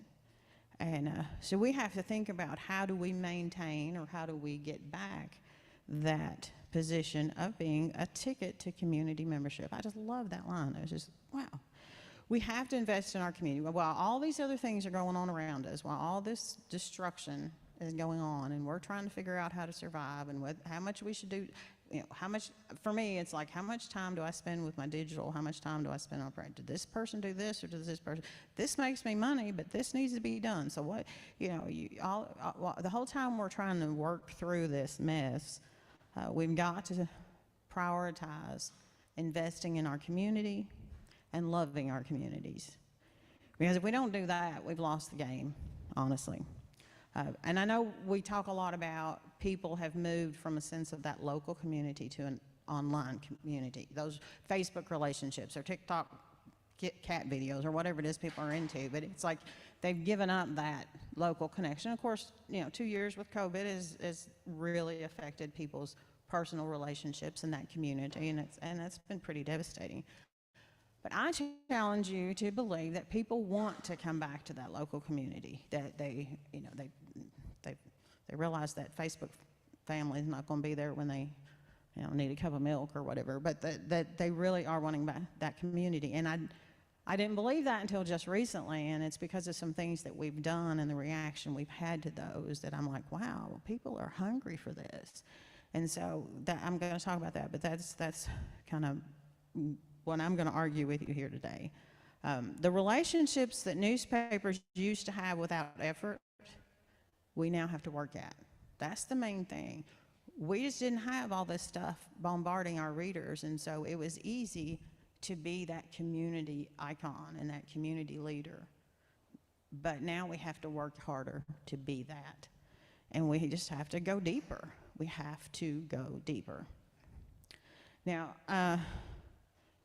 we've talked about, and I really appreciate his comments on local news, because I'm a news person first, and I believe that if we can't put out real news, then we need to, I don't know, do radio. But these slides, oh wow, that was a slam, wasn't it? I just realized how bad that was. I'm not taking it back, but these are some of the older, like I said, these are several years old because I didn't pull any papers together, but I like to look at ideas, what is it people don't have that we need to tell them about? I love research. If I could, my dream job when I leave this one would be to investigative journalism. I love research, and I love filing open records. It's funny because in my town, I've been in meetings, and they would question whether something was legal about open meetings laws, and instead of looking at their lawyer, they look at me. I like that because they know if Sharon's happy, everybody's happy. Yeah, here I did a comparison. We were talking about tax rates, and so all this stuff's online. People aren't using it for good; they're using it for trash. But I'm telling you what, there's good stuff online if you take time to find it. But it's not what they're being bombarded by. It's what we have to dig out. I take on local issues when I need to, but I love my community, and I think that's the thing, that if people know you do it because you care, you're not doing it because you're angry, or you're doing it because I don't know what other reason you do it, but I cover the news. I actually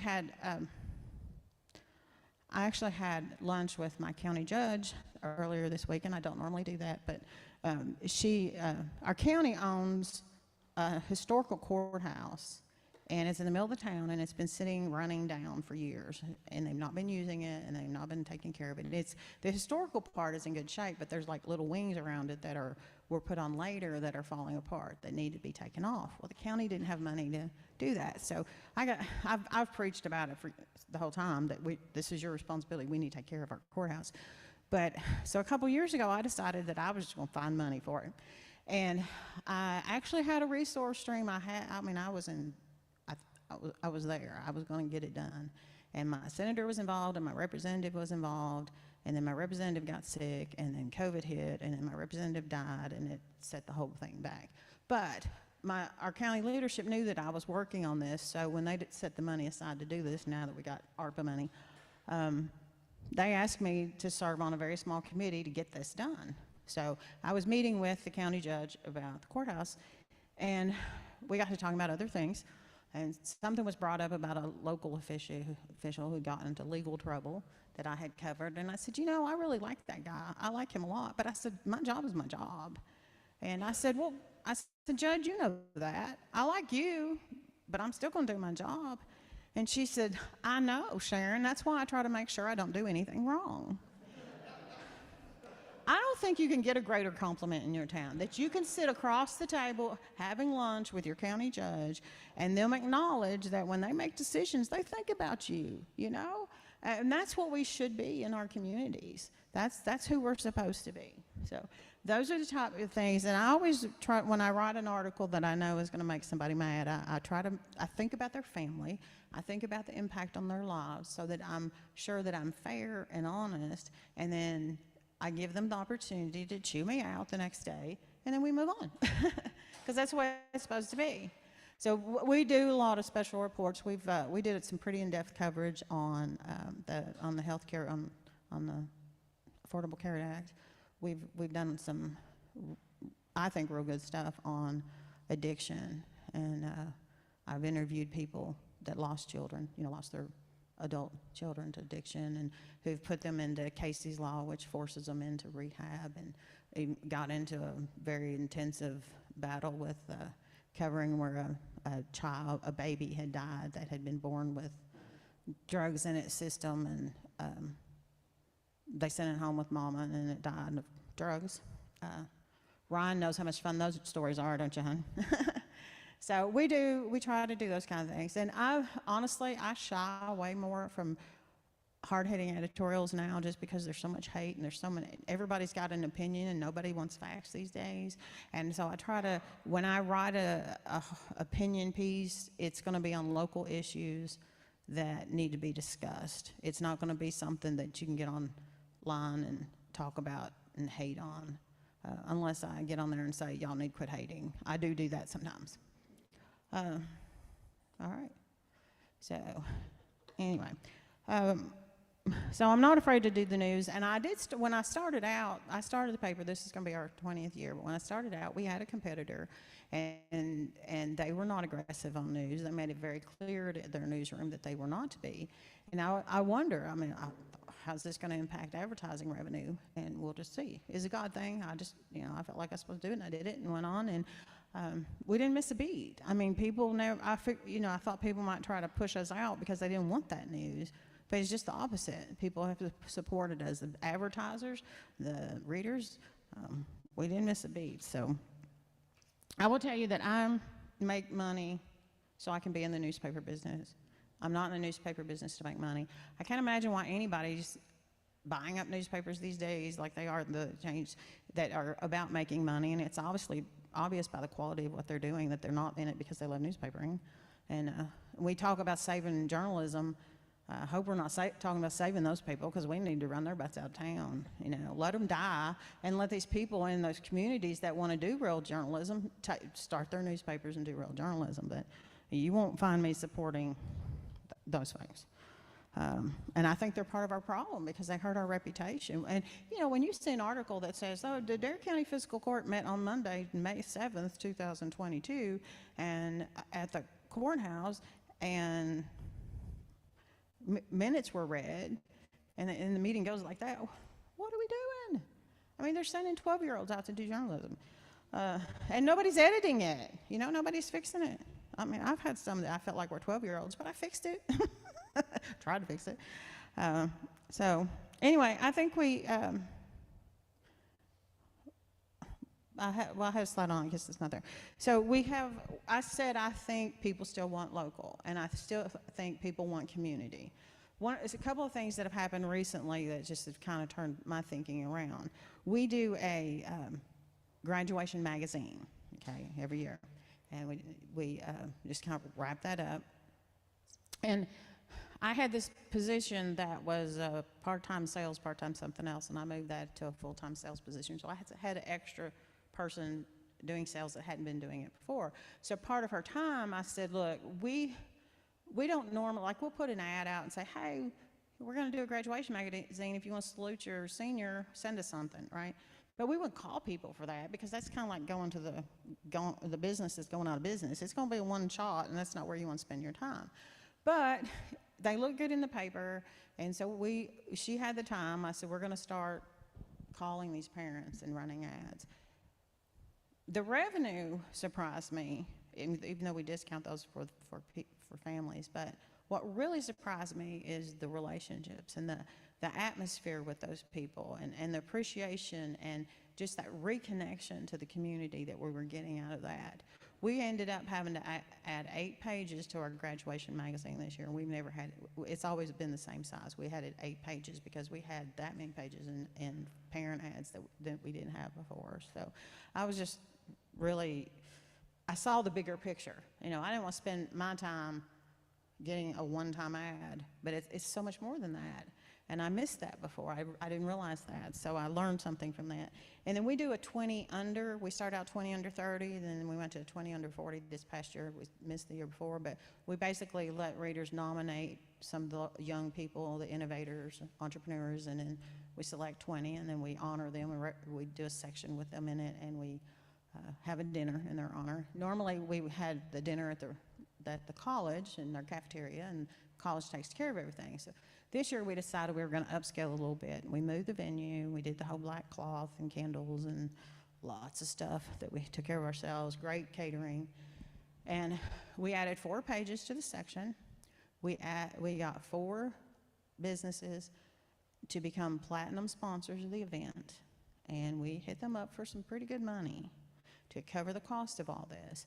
And when we got there that night, we had ended up with enough revenue that we told those 20 winners that they could bring who they wanted. We got, of course, we had numbers, but we started out telling them they could bring 3, and we wound up. I mean, we had some that brought a whole table. We had over 100 people at this thing, and it was paid for by these sponsors.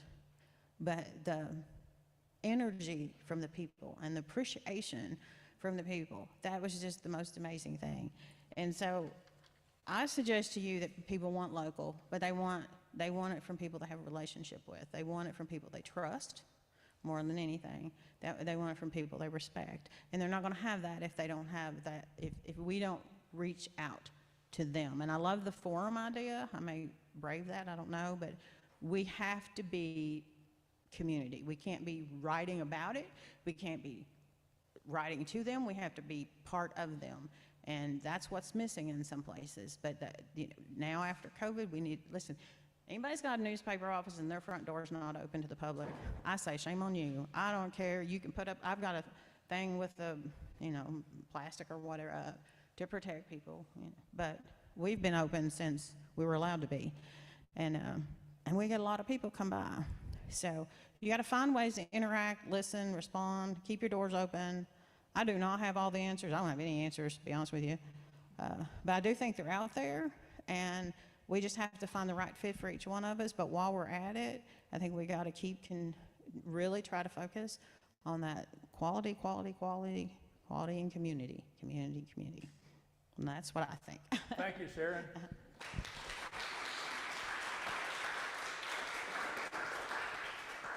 Yeah, Marshall talked about being involved in economic development. You got to do that too.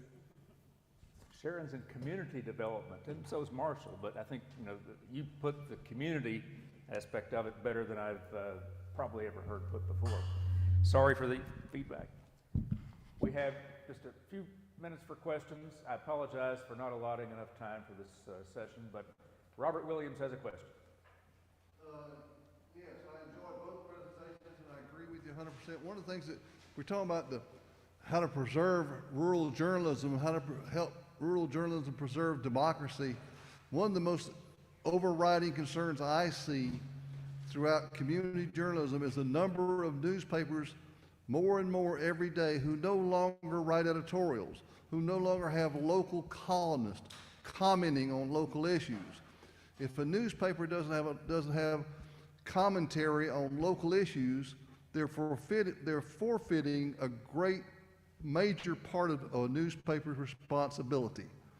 Robert, I agree with you, and I have noticed, found this in some research, that the Trump era has actually made local newspapers more timid Yes. about commentary, because that whole political environment has filtered down to the local level, and it's just made it more toxic. I see everybody nodding their head. You're absolutely right.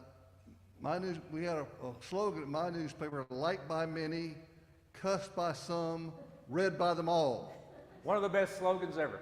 And and since I've retired, I can't tell you how many people have come up to me and mentioned that to me and say, you know, I didn't always agree with you, but I always enjoyed reading what you had to write even if I didn't agree with it. And that's the ultimate compliment anybody could pay me. And I think that's what you hear too at the Timberjay. I'm sure that's what you hear too, Sharon.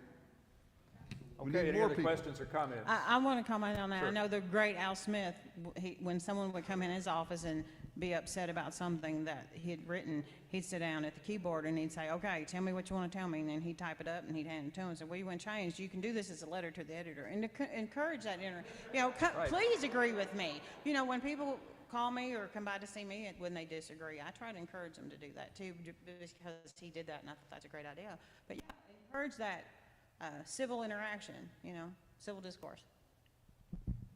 All right, let's thank these fine journalists.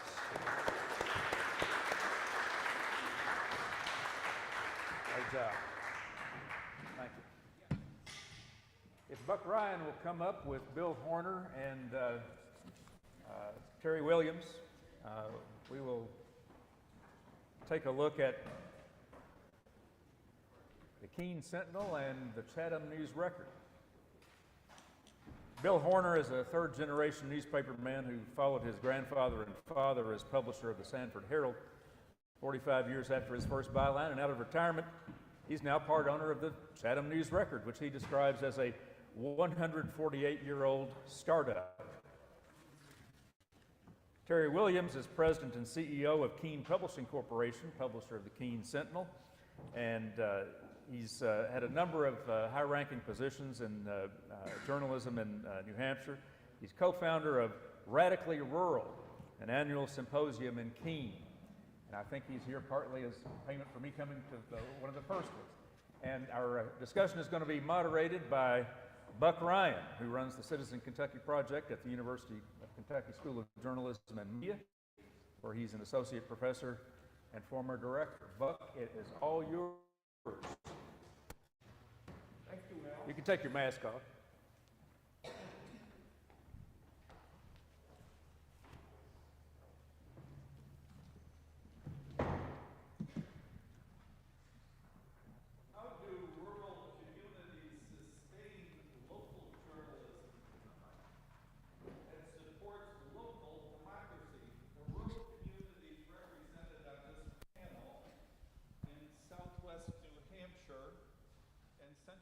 North Carolina.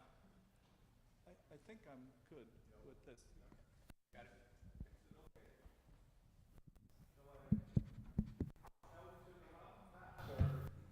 Everybody good? Okay.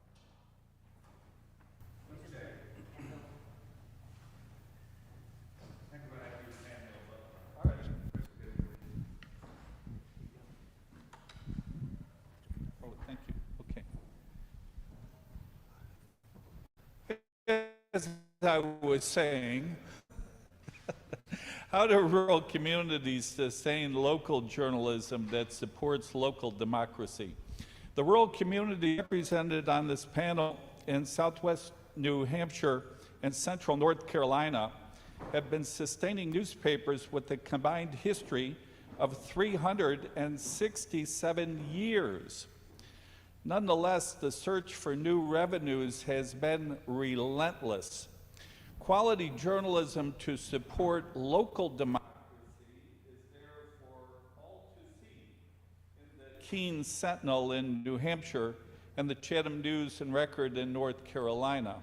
Quality, however, is a necessary but not sufficient condition for sustainability. This panel's focus is adapting change. The title prompts this overarching question for our panelists. How did the change in your minds translate to change in your newspapers that put change in your pockets? So my two enterprising friends, I'm particularly interested in this: advice to our colleagues here on how to raise revenue to achieve sustainability and what has to happen to achieve that goal. We begin with brief illustrated introductions. First, please welcome Bill Horner III. Thanks very much, Buck, and Al, thanks for the invitation. It's great to be here. I bring you greetings from a couple of my North Carolina newspaper colleagues, Les High, whom Penny mentioned yesterday, from the Whiteville News-Record and Border Belt Independent, and David Warnoff from the Pilot and Southern Pines, both of whom should be here speaking. Both had major commitments this week in the Quest Open, which is in David's backyard. But I'm glad to be here, happy to be here with Terry. So we're going to just kind of run through and talk a little bit about our operations, and Buck's going to have some questions. So I'm with the Chatham News+Record in Chatham County, North Carolina. Next slide. So who are we?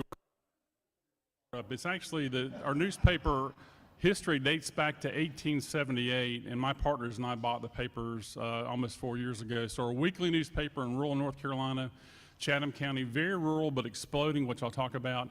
It's a very polarized market, which I'll talk about just briefly. We were also part of Penny's News Desert. Back before we acquired the newspaper, in an earlier study that Penny did, Chatham County was considered a news desert. And as I said, we're about 4 years into our experiment. Next slide. So this is what the newspaper looked like prior to our acquisition. The owner had died. I actually retired from my first job. My grandfather started the Sanford Herald in Sanford, North Carolina in 1930. I worked there upon my graduation from the University of Kansas. My first byline was 1976-77. Started there full-time in 80, retired in 2016. The week I retired, the owner of this newspaper, the Chatham News+Record, passed away, and we ended up acquiring it a few years later, but this is kind of what the paper looked like. Not a lot of direction, old design, so on and so forth. Next slide. So I have two partners. We formed Chatham Media Group. Kirk Bradley on the left is a commercial developer. He is, and Chris Ehrenfeld on the right is a residential developer. Both big fans of print, both have business. I actually live in Sanford, next county.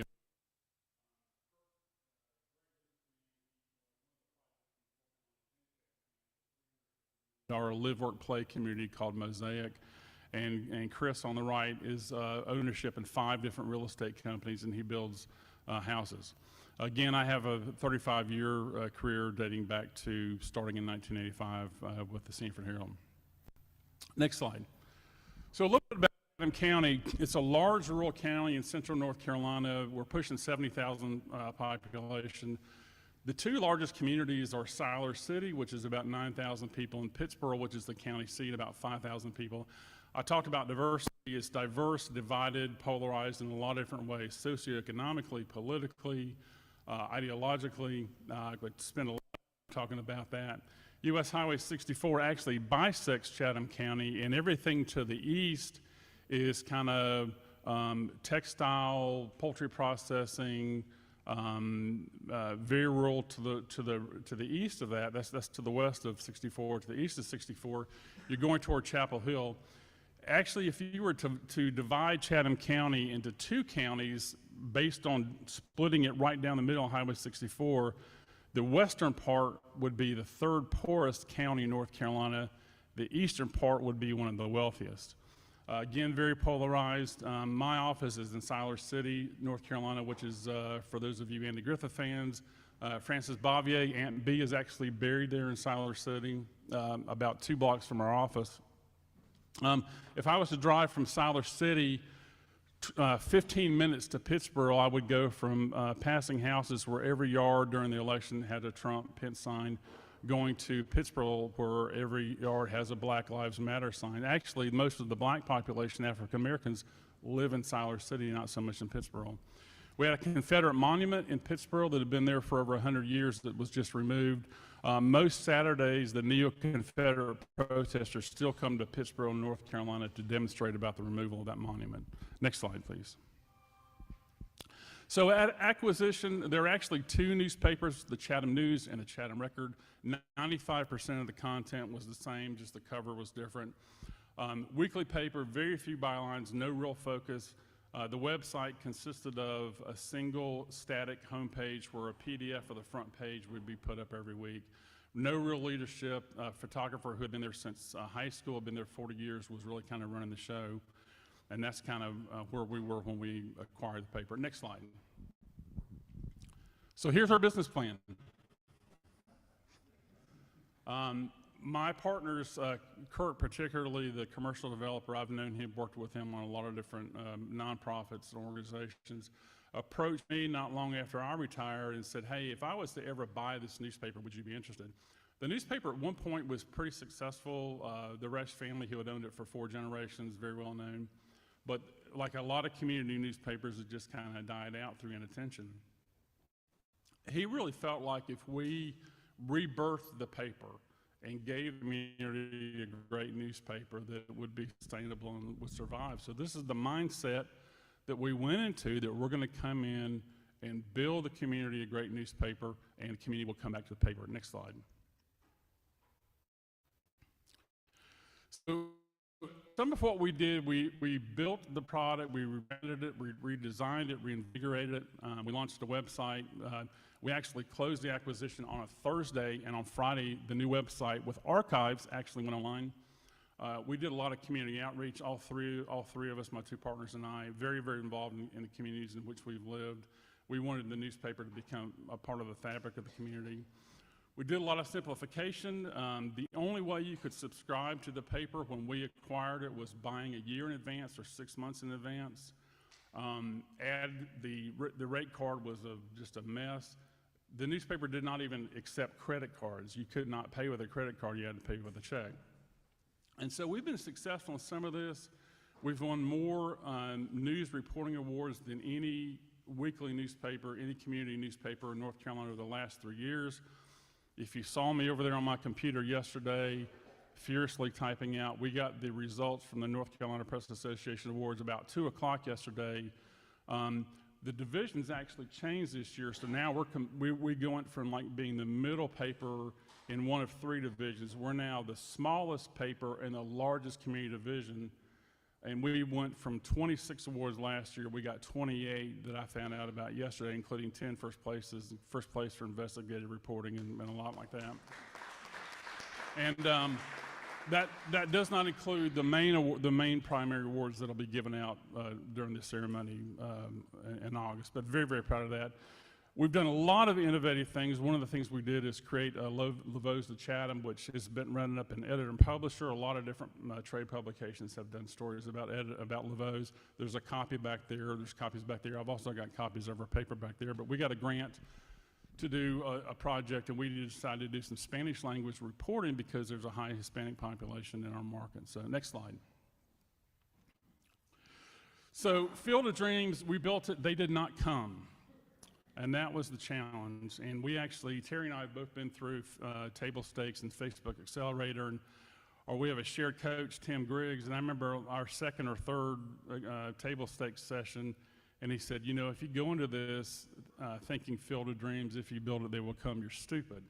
And so both my business partners, very, very strong business partner. I've got a business background. Obviously, that did not work. We did build digital from nothing to 3,000, actually it's about 3,500 right now, but print is flat. There's very little retail based in our market, and we've had weak response to the print ads. From a sustainability standpoint, we've certainly added value to the product with all that we've done, but we've also added a lot of expense, which has complicated that. And then there's a whole issue that we've been talking about all weekend, which is the eroding ecosystem, ambivalence, news fatigue, hostility. And it's really led us to ask, is there really a place for us in this market? So next slide. So what did they say? What's the response been? I'm going to show you a few tweets. These are all just from the last few weeks from some of the folks who have commented. One person says here, the best local news operation and community paper I've ever seen. The person below says Chatham News+Record is the best newspaper in the state and one of only a few real newspapers remaining. Next slide. Melanie Sill up there top. Melanie is the former editor of the News Observer and the Sacramento Bee. Has actually, in this stage of her career, has moved back, and she and her husband have purchased a home in Chatham County. She's been a real asset to us, but she tweeted this out a few days ago, proud to be a subscriber, supporting a truly local newspaper, news outlet. Elizabeth Williamson is a feature writer for the New York Times. I reached out to her after reading her book on Sandy Hook a few weeks ago and did an interview with her. I love nonfiction books. I interview a lot of authors for a podcast that we do. And so I did an hour-long interview with her for a podcast and for a Q&A in the paper. And then she spent an hour interviewing me. She's thinking about her next book project being on community journalism and is planning to come down to our market to spend some time watching what we do. But she talks about the Chatham News+Record being one of the most innovative newspapers around. So that was a nice comment from her. Next slide. But here's what else they say. Please come get your papers and don't come back. So this is our largest single copy dealer who had 3 convenience stores. We were selling about 200 papers a week through his convenience stores, and he found out from the person who was our sports editor at the time that I was working on a story on Chatham County's lynching legacy. Chatham County has the second highest number of lynchings of all 100 North Carolina counties. And the sports editor, who did not like me, he'd been there 20 years, all he did was prep sports. I was trying to get him to reach beyond just high school sports. He complained to this guy. He's like, yeah, he's writing a story about lynching. And the guy called me, says, I don't want to read about lynching in Chatham County. That happened 100 years ago. Come get your papers. Another person wrote, this is a direct quote, they are so woke, I can't wait till they go out of business. The chat list is a bulletin board email that there's a guy who's been doing it for years in our market. I'm sure you all have one in your markets. Email list of about 6,000, loves conspiracy theories, loves spouting out misinformation, particularly during COVID, but he also attacks our reporters and actually took one sentence out of a story that one of our reporters wrote and invited his readers to comment anonymously about what they thought. So there was some real misdirection on his part. But one of the people wrote, you know, he made it look like we were trying to be activist journalism, which we're not, but he said, you know, they're so woke, I can't wait till they go out of business. And a lot of people I still hear almost 4 years into this, wait, there's a newspaper in Chatham County? I didn't know that. But I also hear from a lot of people, particularly people who move into our market from outside, say, I can't believe this community has such a great newspaper. Next slide. So here's kind of where we have worked through with a Facebook accelerator project and table stakes is trying to figure out our problem definition, which is sustainability. We've really had to change our thinking, particularly about audiences. And I'm not going to read the slide, but the fact that our market is so divided, it really makes it hard for us to connect with audiences because of the alienation and all the other things that we've been talking about. One of the things that we wish we had time to talk about is the question of whether there's a place for a general interest newspaper today. And that question was posed to me by one of my coaches in the Facebook Accelerator Project. And one of the first people I called was Buck and cried on his shoulder about this because, you know, we thought that our business model coming in and providing a great general interest newspaper would be a winning formula. But with our market divided the way it is, it's really caused us to think hard about that. And one of the things that both Terry and I have had to address in our markets is thinking about our audiences. We don't have an audience. We have audiences, many different types of audiences. And one of the things we got to do to sustain is solve problems for those audiences. So that's been one of the big questions in our sustainability. And then, of course, the bottom part there, it relies more on engagement and reader support. And support with a $, because that's what gives you sustainability. Next slide. So I'm not going to go through this. This is If You Build It Part 2. These are some of the things that we're doing, some of the innovations, some of the changes.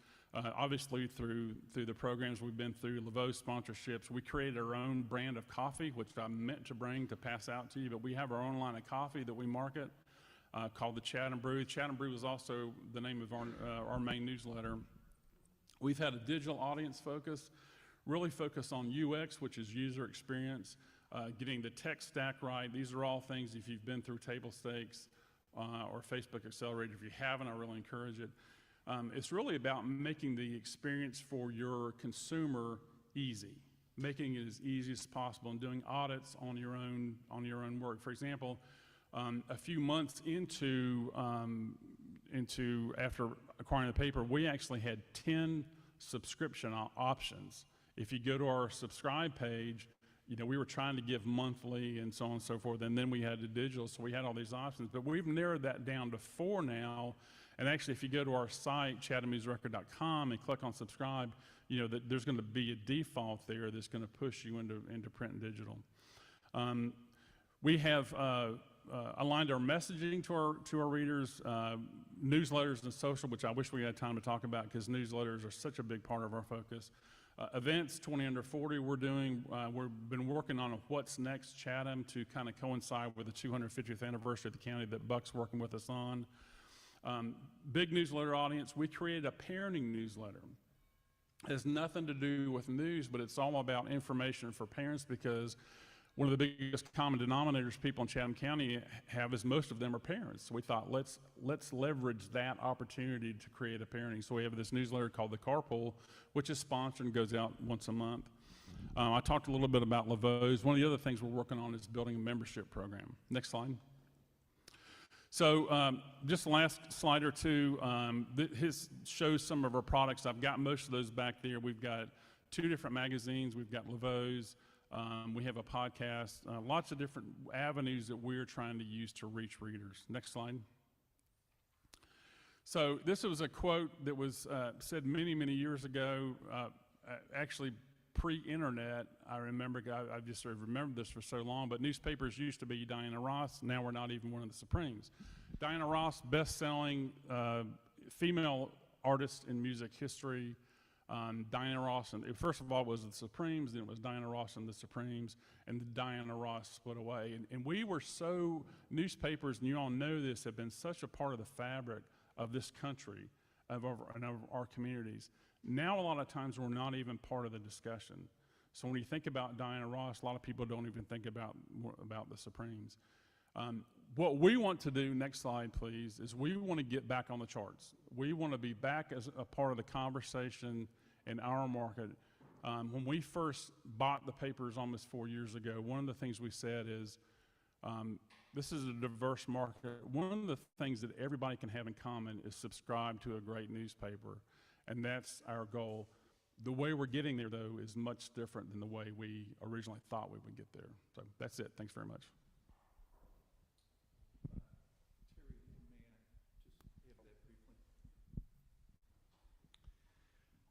Bill buried the lead. He was selected by editor and publisher in the class of 2022 as one of the editors extraordinaire.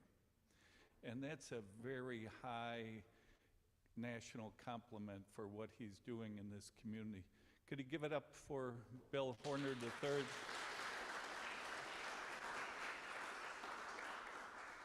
And save some of that applause here for Terry Williams. Thank you. And Bill, that was great. Great presentation. If you could go to the next slide, please. So a little bit about the Keene Sentinel. We have been around since 1799. I think we've covered every presidential administration except for the first one.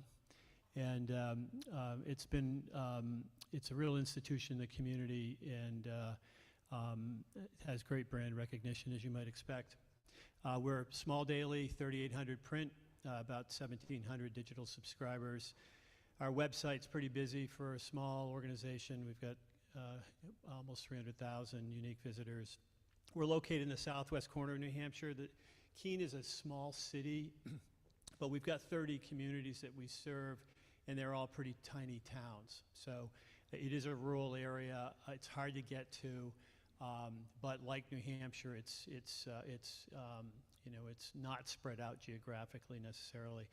We have a strong newsroom of 17 staff positions, and this is reflective of an owner who sees the Sentinel more as a community service than a business. And he is looking for ways to invest further in the news operation. And as I think you'll hear from my presentation, that's a key part of how we are trying to drive readership by investing in the news operation. We print on site, and we are an afternoon paper. Next slide, please. How big is Keene? 23,000.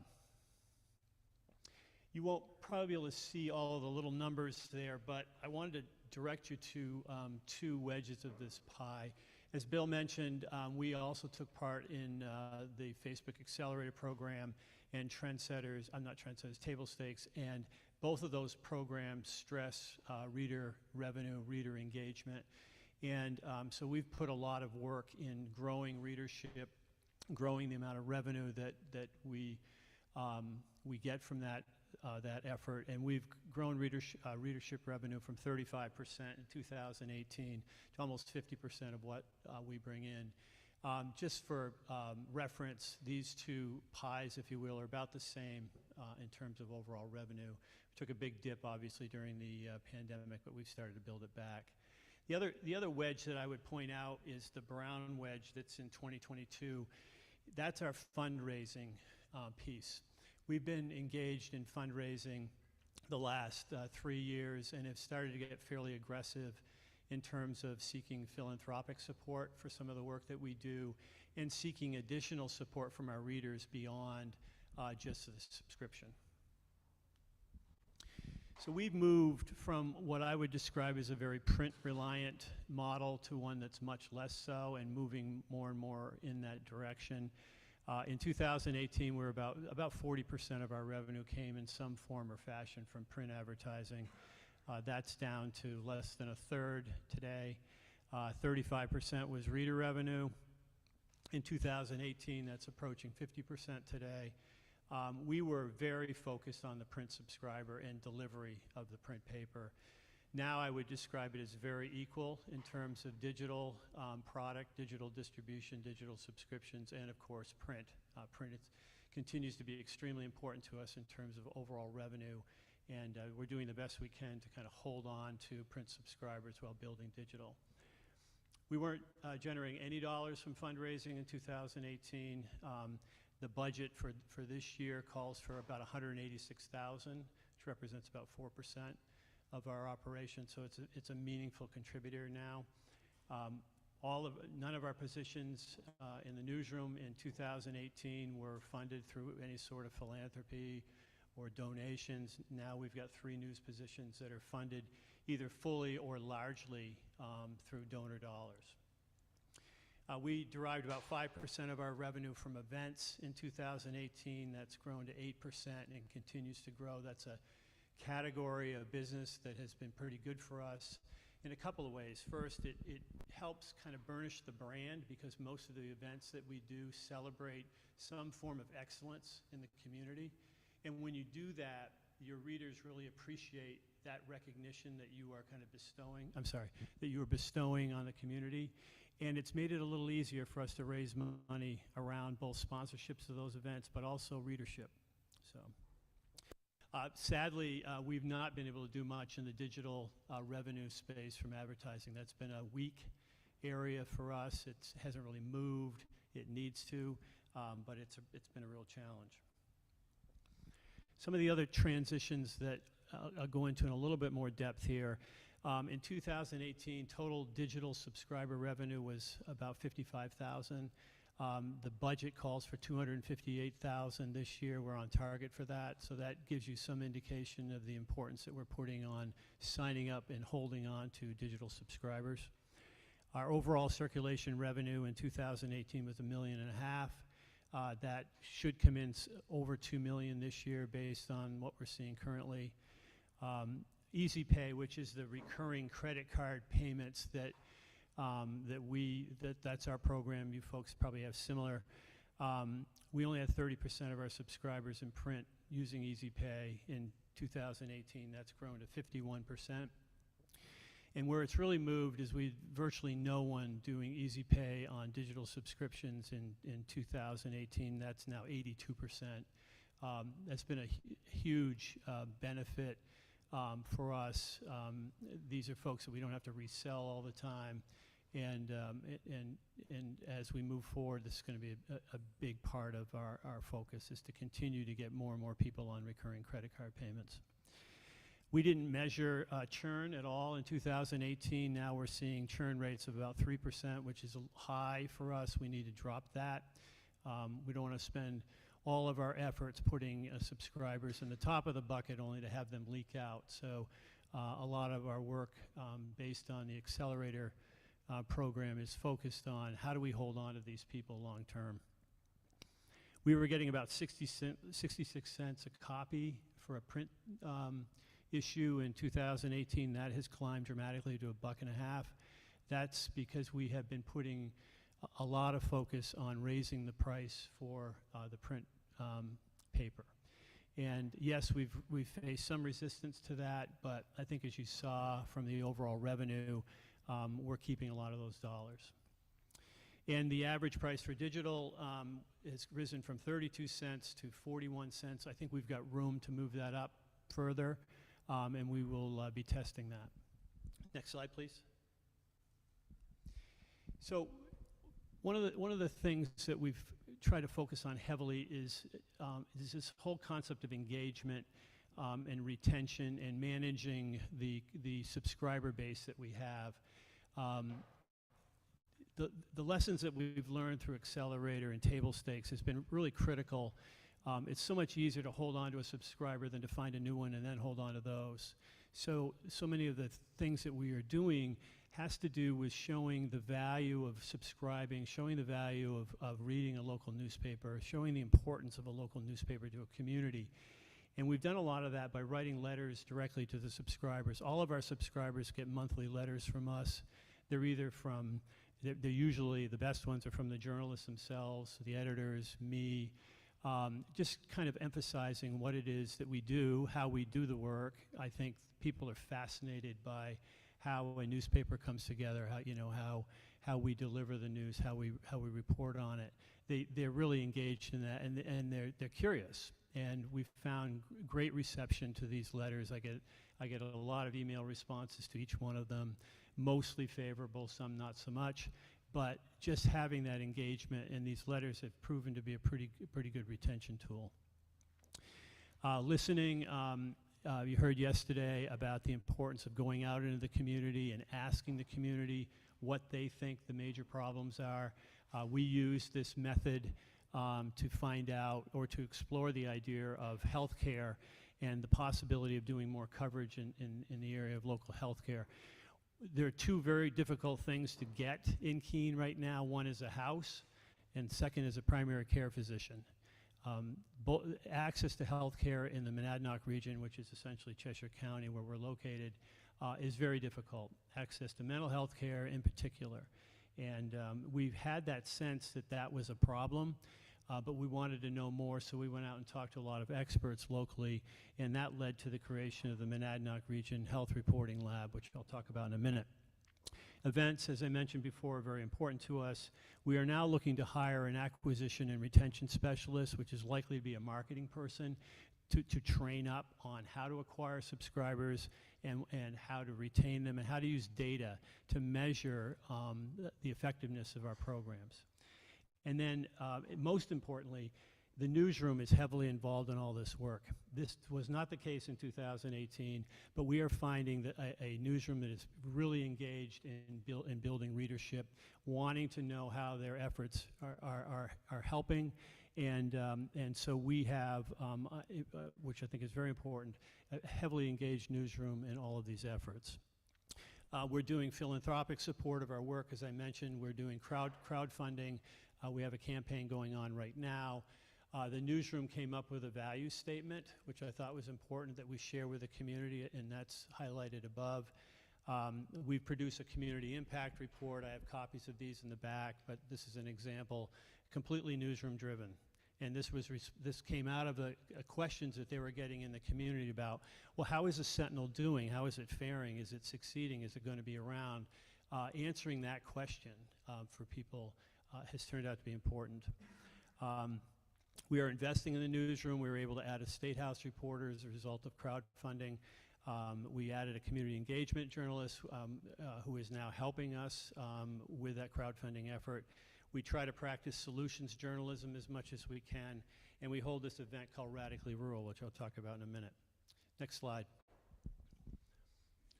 So I was also fortunate to be invited into the local media association's philanthropy, journalism philanthropy lab, and I got a lot of really, I think, important training in terms of how to set up a system or a process by which we could fundraise around certain aspects or initiatives. And the Monadnock Region Health Reporting Lab, as I mentioned before, has become our first attempt at this. We had a health reporter. All she was able to do was to cover COVID, and we have so many more problems than that that need to be exposed. We were able to use her coverage and spread it through the Granite State News Collaborative, which is an organization of 20 news and educational organizations in the state. We all share our content across the state. It's a pretty amazing program to be part of. We secured a fiscal sponsorship so that funders and community funds and those who really only donate to nonprofits, they're able to support this lab through that fiscal sponsorship. And now we're working on developing a network of how to get all of all of Olivia's information and other stories that we do for this lab distributed to communities of color and underserved populations. And all of the reporting that Olivia does is available for free outside of our paywall. Next slide. So Radically Rural is a 2-day summit that we do each September. This features 7 tracks in interest areas to small communities that are interested in growing, sustaining themselves, improving. As one of the co-founders of that, I wanted to make sure community journalism was one of those tracks. You cannot have a community without a healthy local news organization, and it's been really successful. 100 to 600 people attending each year. We do this in person and virtual now, and this is a joint effort between the Sentinel and the Hannah Grimes Center for Entrepreneurship. Which is a local business incubator. It's a profitable venture for both of us. The community journalism track focuses on producing scalable ideas that small news organizations can use to sustain themselves. We've done programs on funding journalism, new models of journalism. We've done a presentation on table stakes and on trusting news. This year we're doing a session on covering the divide, helping journalists in small communities kind of weave their way through these very fractured in which people are very divided. We're also looking at different ways of covering justice, if you will, more equitably, more fairly. That'll be one of the sessions. And then every year we do a Crazy Good session, which is all about tips and techniques to help local journalists do better at their work. And the Knight Foundation underwrites the in-person and online attendance for rural journalists to be part of this. So that's been very helpful. Next slide. These are some of the events that we do. We're going to be doing 9 of these this year. Again, I think it's important to do these things because of what it does for the community and what it can do for news organizations in terms of building their brand and their reputation. Next slide. And so finally, the Community Impact Report. Again, this was driven by the newsroom with the sole purpose of showing the impact of the work that we do. And it was gratifying to see these folks rally around doing this, to get them to realize just how important they are to the community and create a willingness on their part to share that information. It's been, I think, one of the highlights of my career to see this newsroom really start to put themselves out there in terms of the importance of the work they do. And next slide, I think we have a video for that.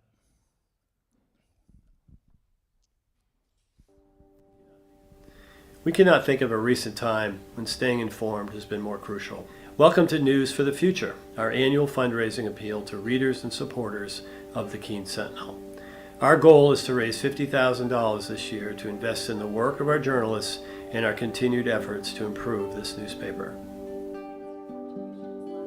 Thanks to your contributions last year, I was able to join the Sentinel as a full-time member of their newsroom in January, after interning here during my senior year at Keene State College. I'm fortunate to be able to interact with our readers on a daily basis, to collaborate with our staff across all departments in ways that we can better serve our audiences, and most importantly, to give back to the community that I love and that I grew up in. I joined the staff in November 2021 as our State House reporter, and ever since then I've been covering the legislation and events happening in Concord. It's important for those in our region to know what's happening at the state level and how it affects them in their community. My position came to life thanks to last year's fundraising efforts, and it wouldn't be possible without your contributions.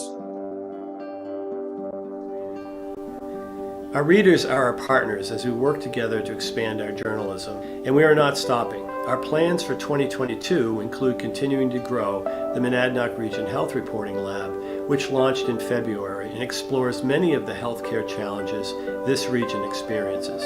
Olivia Belanger takes a solutions journalism approach, which instead of just presenting problems, examines responses being used to help solve those issues. We plan on partnering with local nonprofits and groups in 2022 to reach new audiences, those of color and those underserved. This region continues to change, and we not only need to be more vigilant about to whom we tell our stories, but we need to be more inclusive in our reporting practices as well. If you are interested in giving, please join us at sentinelsource.com/donate. You are supporting journalists who connect you to your community, who hold those in power accountable, who give you perspective on the local economy and government affairs, and who tell the story of the Monadnock region. Thank you.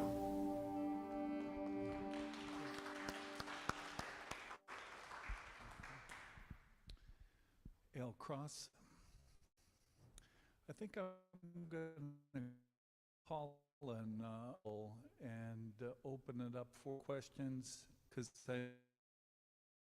time is back on track. That's fine, but remember, the motto of this meeting is, no one should leave with the pain of unexpressed thought. I had 5 provocative questions for them, but I think they'll be able to read them on the rural blog. You have the floor. Okay, so how about you? Questions? Yes, please. Have you ever compared the metrics that they use in a Google News initiative to the ones that they use with the Accelerator program? And that's directed to whom? Both of them took the Accelerator programs, right? Yeah, I haven't looked at those. We do a lot of analysis of our own metrics, and we do a lot of A/B testings and things of that nature just to measure the effectiveness of certain things. It's limitless what you can test. It's limitless what you can analyze, and we frankly have a hard time keeping up with everything.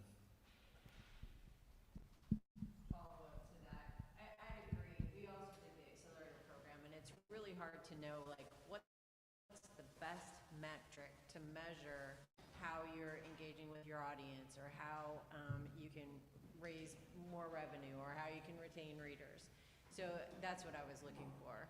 And Tim Griggs was part of that as well. So how, last question, I promise. How did you convince your newsroom to be engaged? Are you talking about through like the Accelerator program or just being engaged in general? Engaged in general with growing Sure.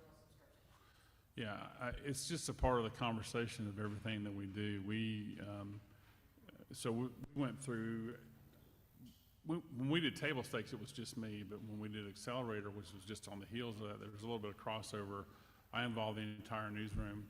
And they're, most of my newsroom, 22, 23, day school, getting them engaged in this is not hard because we talk about reader engagement, we talk about community engagement in terms of our story planning. We don't do reaction journalism, we do a lot of enterprise reporting. My former newspaper, which is now down to 8 pages a day, 5 days a week, if they have any local story that's covering a meeting, I don't want to see meeting coverage on the front page. I think part of getting the community engaged and involved is having compelling storytelling, good writing, and so that's just a part of our conversation all the time. Yeah, that was the same for us. The Table Stakes initiative was actually started by an application filled out by a couple of folks in the newsroom that were really interested, and so we all joined that party, and eventually it became kind of a cross-departmental effort with a lot of different people involved. Circulation's involved, for instance, and it's spun off other committees. There's a customer service committee now. There's a lot of things that have come out of it, and it's not completely embraced entirely across the company, but there's probably 60-65% of the company that's engaged in this in one form or another. Just so you know, the Night Lenfest Table Stakes program cost $1,500 for Bill to be enrolled in, and he invited me, and I tell you, it is a relentless experience. I mean, you're paying, but you're getting a lot. The Facebook Accelerator grant ended up to be $50,000, and so that's those two things that we've been talking about. Next question? Yeah. Approach, first of all, when your people donate, do you do an incentive that if they give a certain level, they get a digital subscription, or do you ever tie those two? And do you get pushback of, well, why should I be donating when I'm already subscribing? And I do have a follow-up. Yeah, we don't. We do get some pushback, clearly. And the crowdfunding effort that we're doing right now is not doing as well as it did last year. Some of it, I think, is economy related. But we try to keep them separate. You know, subscribe. When we're launching a new website design, which will have a subscribe and donate button there, but we've typically kept it separate. The second question I have is, so my husband used to work for a large chain, and I've seen them tie the philanthropic efforts from that chain to brands of reporters. So like the arts community person, you know, who's built a brand for like 20 years for that paper, and they say, support this guy because you've read his stuff for 20 years, right? That sometimes I think can backfire, especially when it's coming from a Gannett, for example, as opposed to a Keene. So I liked your approach there, but how do you kind of balance that, kind of the reporter brands? Yours is not like support this one reporter, but how do you balance that personality of reporter with your philanthropic efforts? We're treating the lab as kind of a separate entity. We're fundraising around that specifically. It's no longer in the newsroom budget. None of that would be necessarily transparent to the community, but when I go out and I fundraise for that, I'm fundraising for it separately as a targeted effort. And part of what I talk about with folks that seems to be of appeal is the idea that this could be a model for other parts of what we do. And so that you do get people that are funding it because that's their interest area. Local hospital, for instance, is underwriting it to a degree. It's actually helpful to have a journalist who is really skilled in that area because they have credibility, and it's a lot easier to fundraise around quality and depth and that. I hope that answers your question. question I have for Bill, and as you know, I'm very familiar with your community, but I'm thinking about what you described as that market, and one aspect of it is similar to what I've seen in a number of markets where I've worked. You guys have incursion in the eastern part of your county coming in where people are moving in. It's a bedroom community to Chapel Hill and Durham and Raleigh, increasingly. And I've seen that. I've worked outside Charlotte, outside Tallahassee, and other places where you've got rural counties that suddenly the personality is changing, and people don't necessarily identify it's a place where they own land and sleep, but they work and are attached to these other larger communities nearby. How do you deal with that particular challenge in an evolving community where you struggle to get people to really identify with the county and why they would want to know about the news in the county? Well, people love to read about themselves, so that's part of it, and part of it is just asking them. This whole, and we talk about this with our ecosystem and people's appetite and how they consume news and information. I think going to them directly, asking them, doing surveys, which is something that we've done and not very successfully. We're working on doing some more, but going to them and just say, hey, what stories are we not telling? And that's something that we do all the time as a staff as we're engaging with people is, hey, what are the stories that we're not telling you want to read about? One of the things that's going to be interesting with our market is we have one of the largest planned communities in the country taking part in our county. It's called Chatham Park. It's going to add between 50 and 70,000 people over the next 30 years. And we are strategically working with the Chatham Park folks to do free subscriptions to everybody who moves in, everybody who moves into the area. And a lot of these folks are newspaper readers, and that helps too. But yeah, I think a lot of it is just asking them directly, engaging with them, finding out what they want from their newspaper, and doing your best you can to provide it. Coming soon to the Rural Blog will be the 6th Q&A case study of Bill's operation, but this one with guest Terry Williams, so definitely tune in for that. It was when Bill and his partners purchased the paper that I called them and I said, you're doing God's work here. What can I do to help? And that started what we're calling a participatory case study. So that's what I've been involved in these years, tracking Bill's story. Would you please give it up for Bill Horner III and Terry Williams.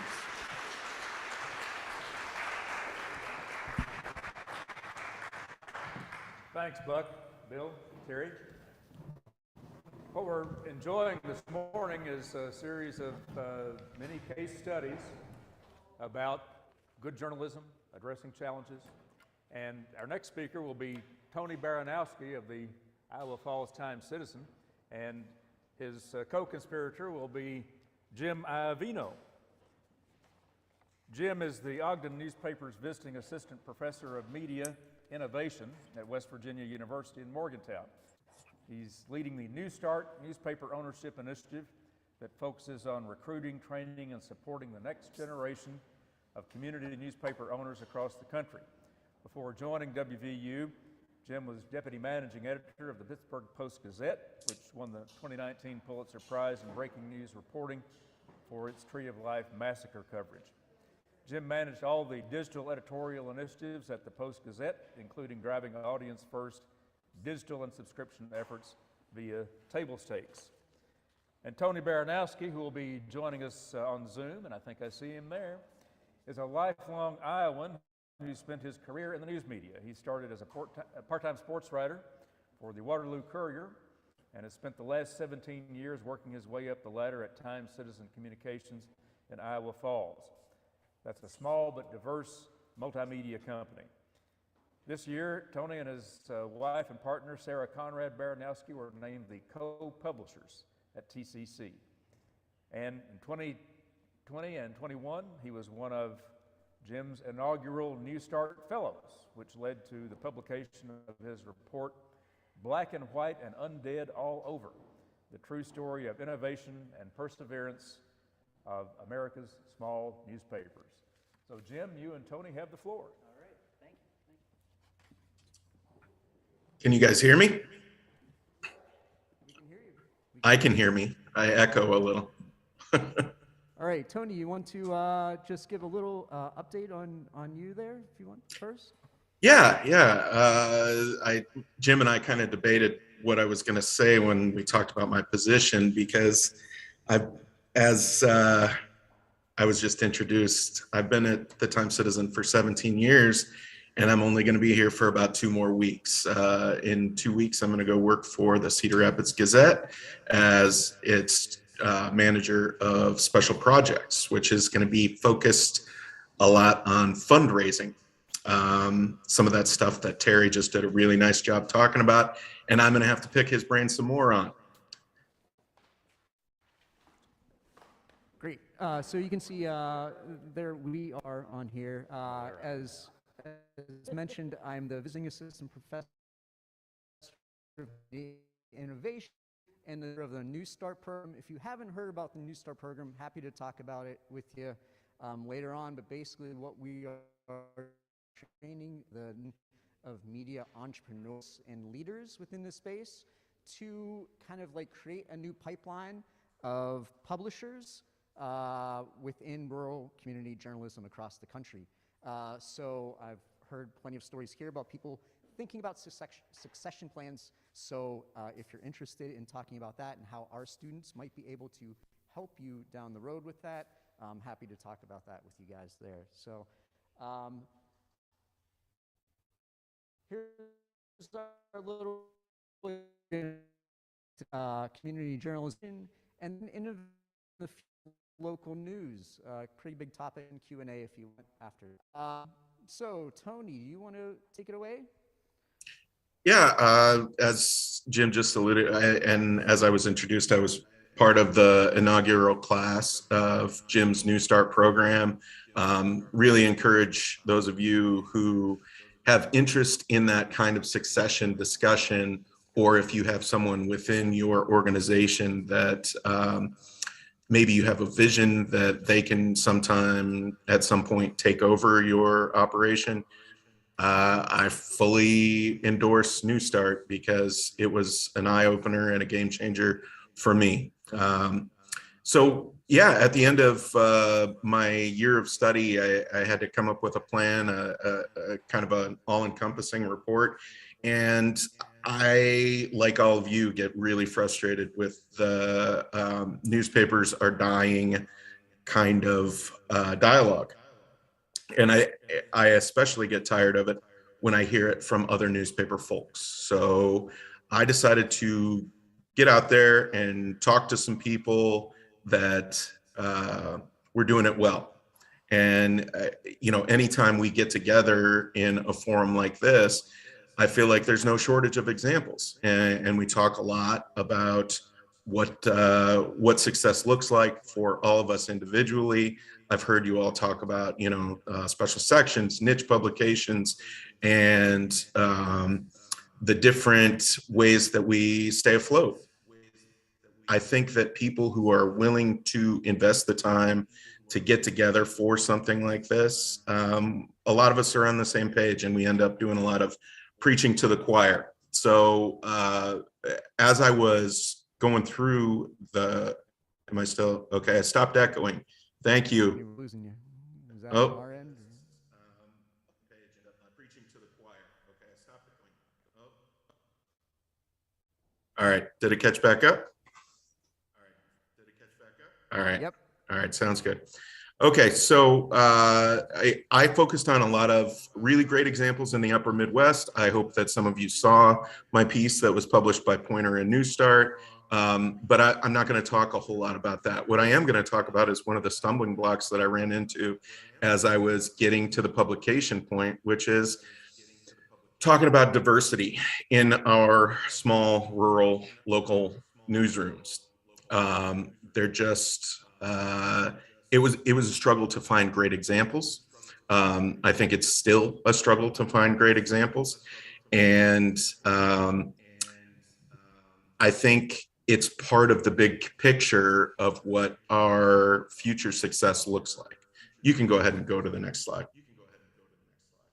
We're trying. We're trying. Okay. Hold on 1 second. There we go. So anyway, as we've talked about, newspapers are best when we are trying to solve the problems of the communities we serve. And that's really what my entire mantra revolves around. It's less about individual revenue efforts. It's about what comes over the transom, really, in terms of what's most critical for your community, both in terms of celebrations, in terms of challenges, in terms of finding a way to keep the community moving forward in a positive direction. And what's the biggest challenge for almost all of our rural communities? We have a shrinking population. So in addition to that difficulty of the newspapers are dying messaging, we also have communities, rural communities that are really struggling. And as you all know, a strong newspaper and a strong community are pretty much symbiotic. So when our newspaper's at their worst, when we don't understand why we're not getting the community support. I know it's not the people in this room, but when people kind of toss up their hands and say, I don't know why these people won't subscribe to our newspaper. I don't know why these people aren't willing to donate. I don't know why they're not willing to participate in these great events that we are putting on. That's in my mind, just, throwing in the towel. Go ahead to the next one.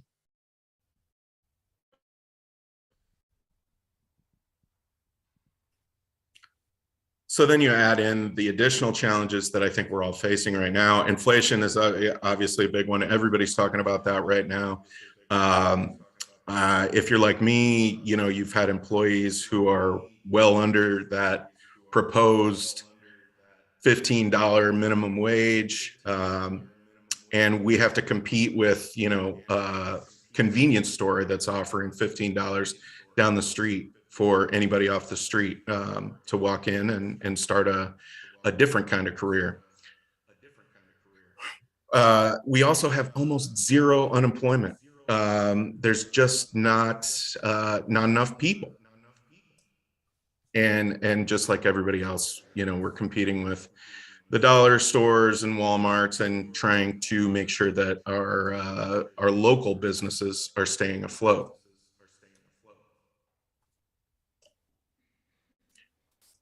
So the solutions, it really seems like a simple argument. I understand that, but we need people. We need people more than we need new business. We need people so that our local businesses can grow. We need kids in our schools. We need, obviously, additional labor. We need a bigger tax base. We need a new generation of innovative entrepreneurs that are opening small businesses that cater to a younger population in our area. I know anytime there's any step forward in our community, the big argument is, should housing come first, or should the businesses come first? So our area development corporation has had a really great year. They've done great stuff, but people are frustrated that they're not bringing in either a large scale operation that's going to employ 150 people that they cannot get because the housing is not available. So how do we solve that problem for our community? And I think it really gets to be a discussion about who we embrace and how we embrace new people in our communities.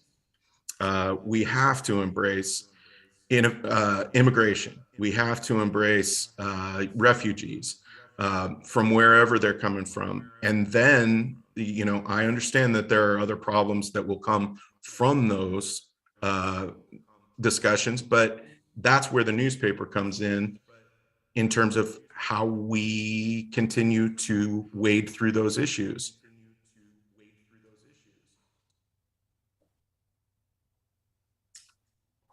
So I come from a very ag-driven community.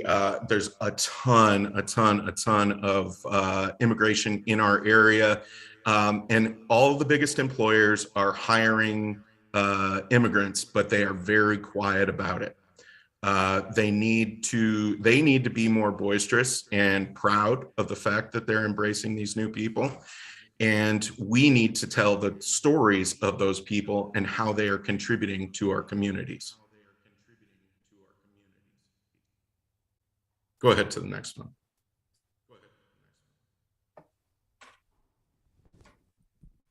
So these are examples that I've seen over and over again. We've talked a lot about, Spanish language, special sections, or a page in the paper that's translated, sometimes not translated very well. We have also, and these are solutions that I've advocated for.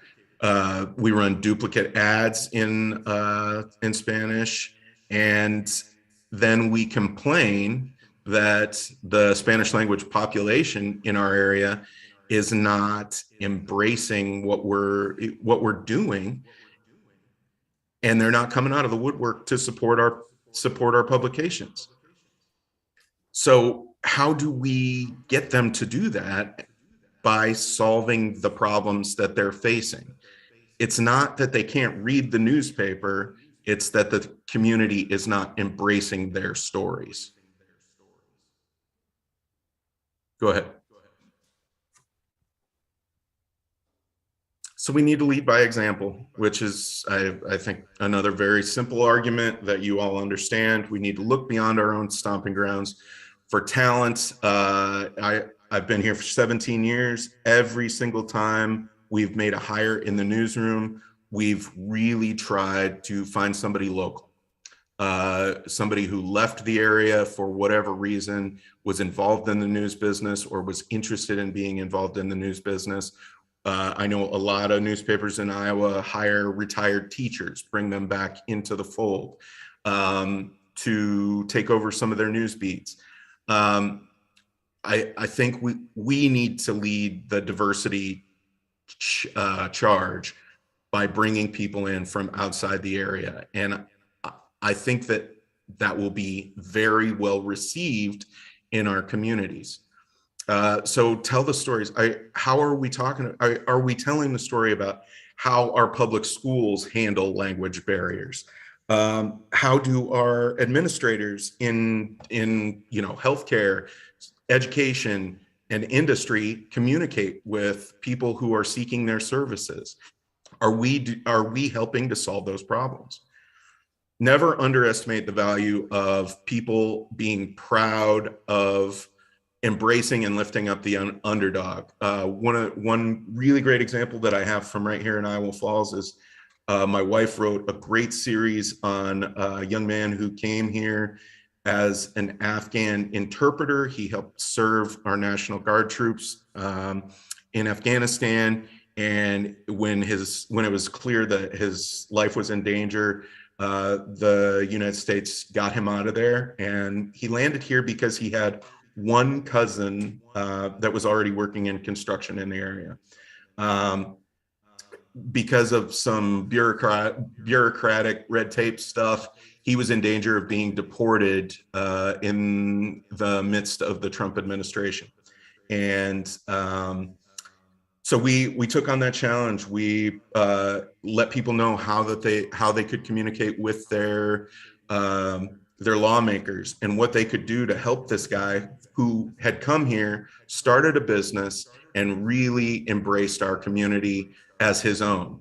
And he was embraced as our own. We were really proud of the fact that we had this guy who had helped in the war effort and was absolutely dedicated to the American cause, and man, the community just absolutely fell in love with it. The story was picked up all over the country. I think it was on 60 Minutes or one of the other news magazines.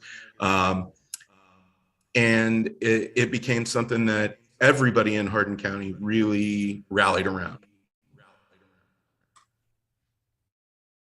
Go ahead.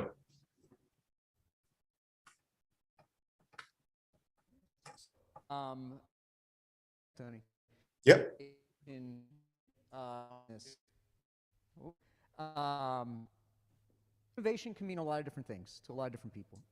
It could be technological innovations. It could be just the way that we do our jobs on a daily basis, and how do we change the way we do our jobs to adapt to what's going on in the world. Daryl Holliday, who's co-founder, co-executive director of City Bureau and the Documenters program, which Jason alluded to earlier, recently had a great Twitter thread on the future of local news and what does it mean and what is our role in this going forward. So the future of local news, he says there's 4 parts to this. So local news should improve lived outcomes of people in our community.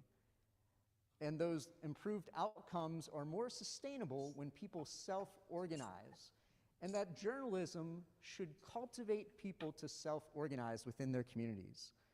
And then as journalists, we need inspirational, place-based institutions to support this sort of work, where we come into play in all of this to help our communities self-organize to make a difference within their own communities and to help themselves lift themselves up in our communities as well.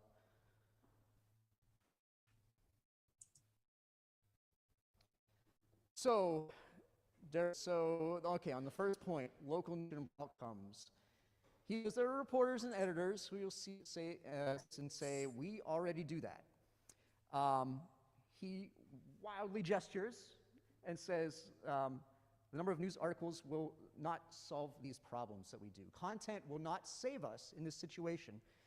I've seen this too. It's not enough for news organizations to just churn out content anymore. We can't just be the reporters of what's going on in our community and just leave it at that. We can write all of the capital J journalism stories in the world about an infinite number of topics, but unless that information gets into the hands of the community when they need it the most, so that they can take action on these things, it does nothing toward improving lived outcomes. How many stories have we done on city council meetings that we maybe run the morning of a city council meeting, telling what's going to happen to a working parent, to someone who is in charge of a household?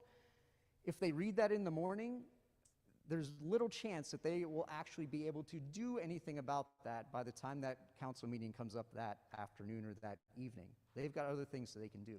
We need to have them be informed well in advance so that they can make plans to actually do something about these things. And then the same thing is if we just cover the council meetings and tell what happened, that also doesn't help people to affect their own communities and be a part of their own communities. So we are covering stories. We are uncovering wrongdoing, which is great, but the audience in many cases is a bystander in all this. And when they see these articles, what do they say? They say, oh, that happened? I don't like the outcome of that. Well, that sucks. They did what?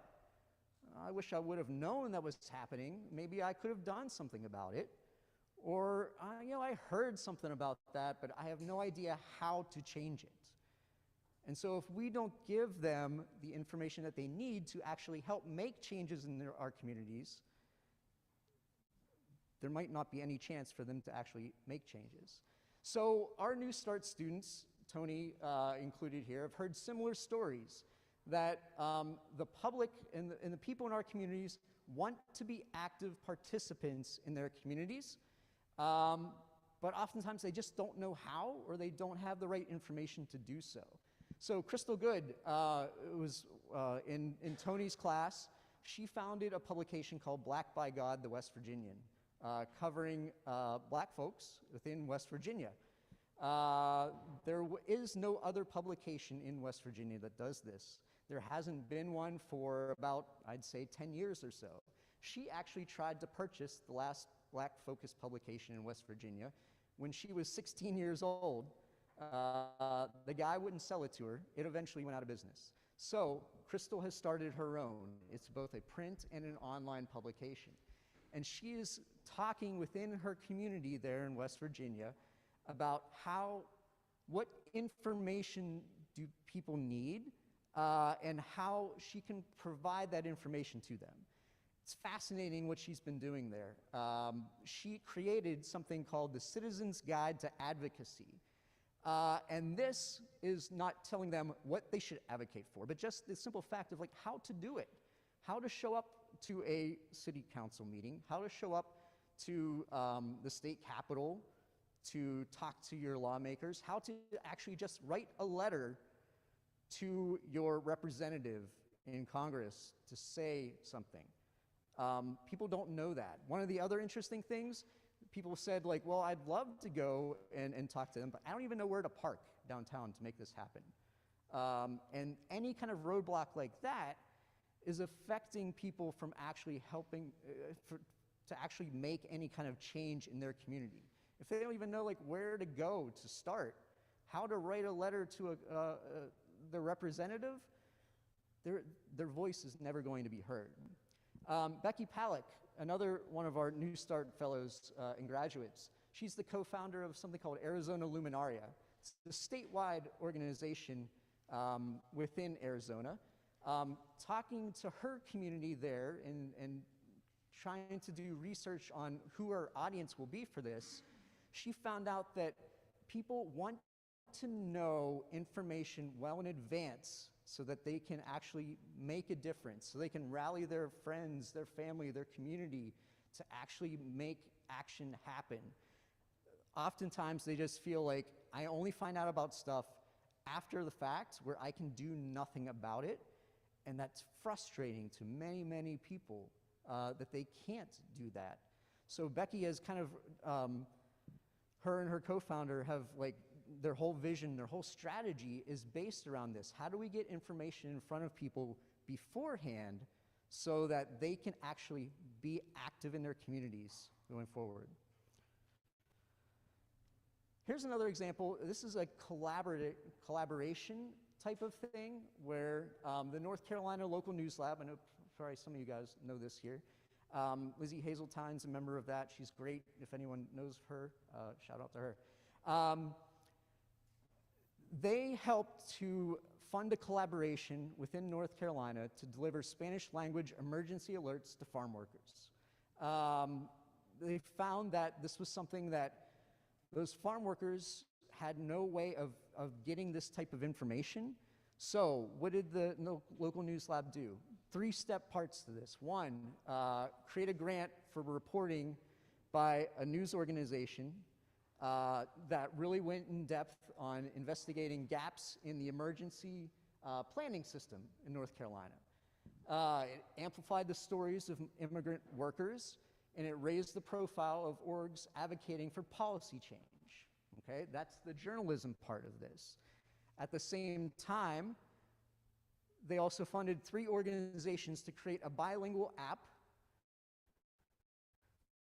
that real-time notifications on emergency alerts, extreme weather, and COVID, and also provided a directory of org services for North Carolina farm workers. No one had done anything like this to help them.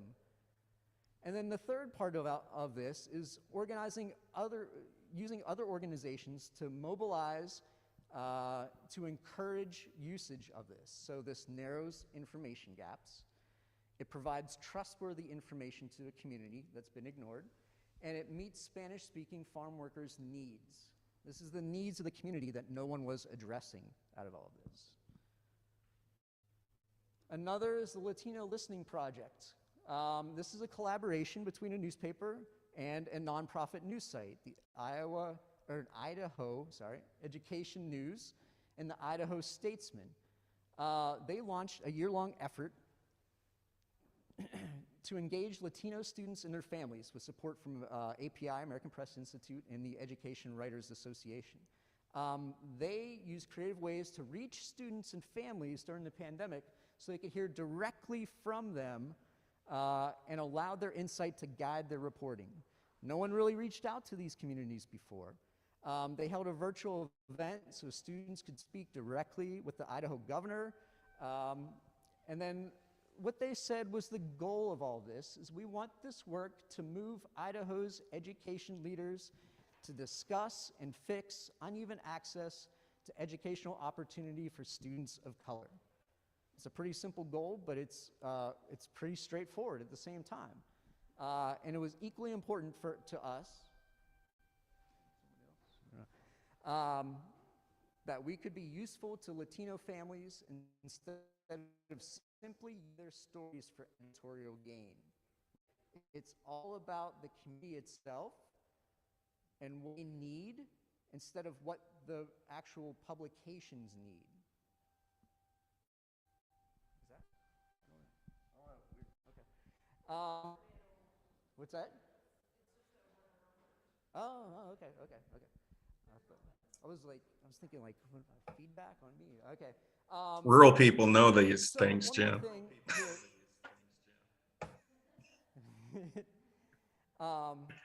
So one more thing here about rethinking distribution strategies for weeklies and beyond, okay? This is, oops, cut off at the very top there, but this is from the UK. There's a company over there called The Reach, and it is by no means a small organization. They have a ton of weekly newspapers across the country over there. But I think what they're thinking can really resonate with what we're doing here as well. And they're really focused on newsletters and how can newsletters help? And I'm glad that so many of you I've heard yesterday and today talking about newsletters. But they say that the types of stories that people will read on newsletters are the stuff that's generally doing well on websites, but also the stuff which perhaps people aren't going out and looking for.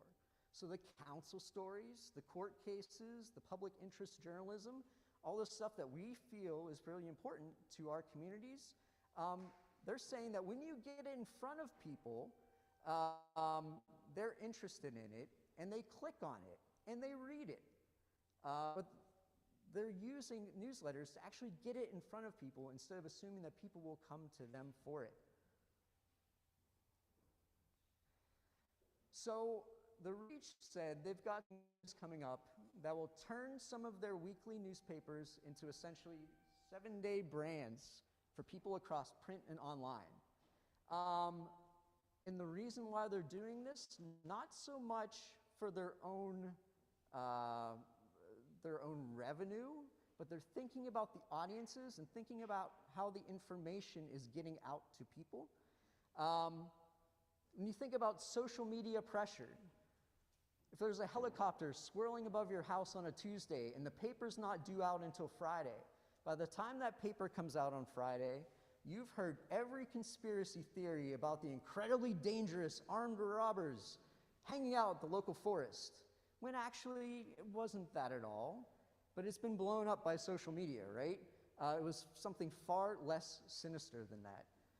So this is what we need to do, they say. Create relationships with readers so that at least once a day, via perhaps a newsletter, they're checking in with us, building that habit with you.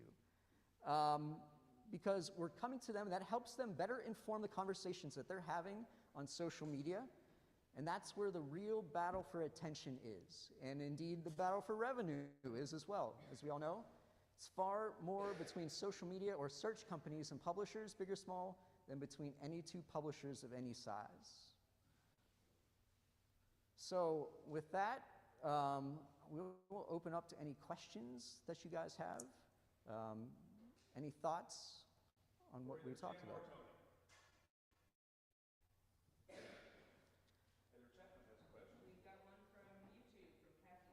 Yes, hang on just a moment. Let me get her microphone. We've got one from YouTube from Kathy Urch at UK. She said, given all these highly successful print hybrid newsletter entities, how important is high-speed internet to future successes? Oh my God. And also, what about the notion of including direct community news support money, like cable access support as we go forward with national high speed like they did with municipalities with cable adoption? So I think for something, in this case, like a newsletter, you don't really need a lot of high-speed internet access for that, right? That's like people can get it on their phones, and most people do. And so I think that's, you know, a pretty low-tech kind of option. Newsletters have been around forever. It's just using them differently to create that daily habit with people and to get them to kind of always think of you, to come to you for that information instead of just once a week, so that you can kind of provide them constantly with the information they need. Jim, what about the fears of cannibalizing the print circulation if you do that? So for those of us who've been in a table stakes program, you've probably heard Doug Smith say this: you want to be digital first, and then print second, but better. And always think is, you know, getting that information, that crucial information out to people should be our main goal in all of this, and getting it out to them any way possible. And then you can expand on it. You can go dive deeper into it in your print product so that they will come back to you again and say, I want to read more about that. I heard about it from you guys first. I'm hoping you have more on this. I will also get that print product as well. So audience first, digital first, print second, but better. Any other questions, comments, observations? Let's give Jim and Tony a hand. Thank you.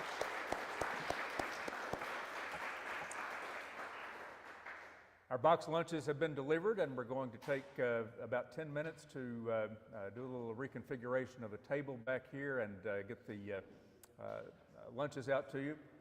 We have some newspapers, some print newspapers for you to pick up.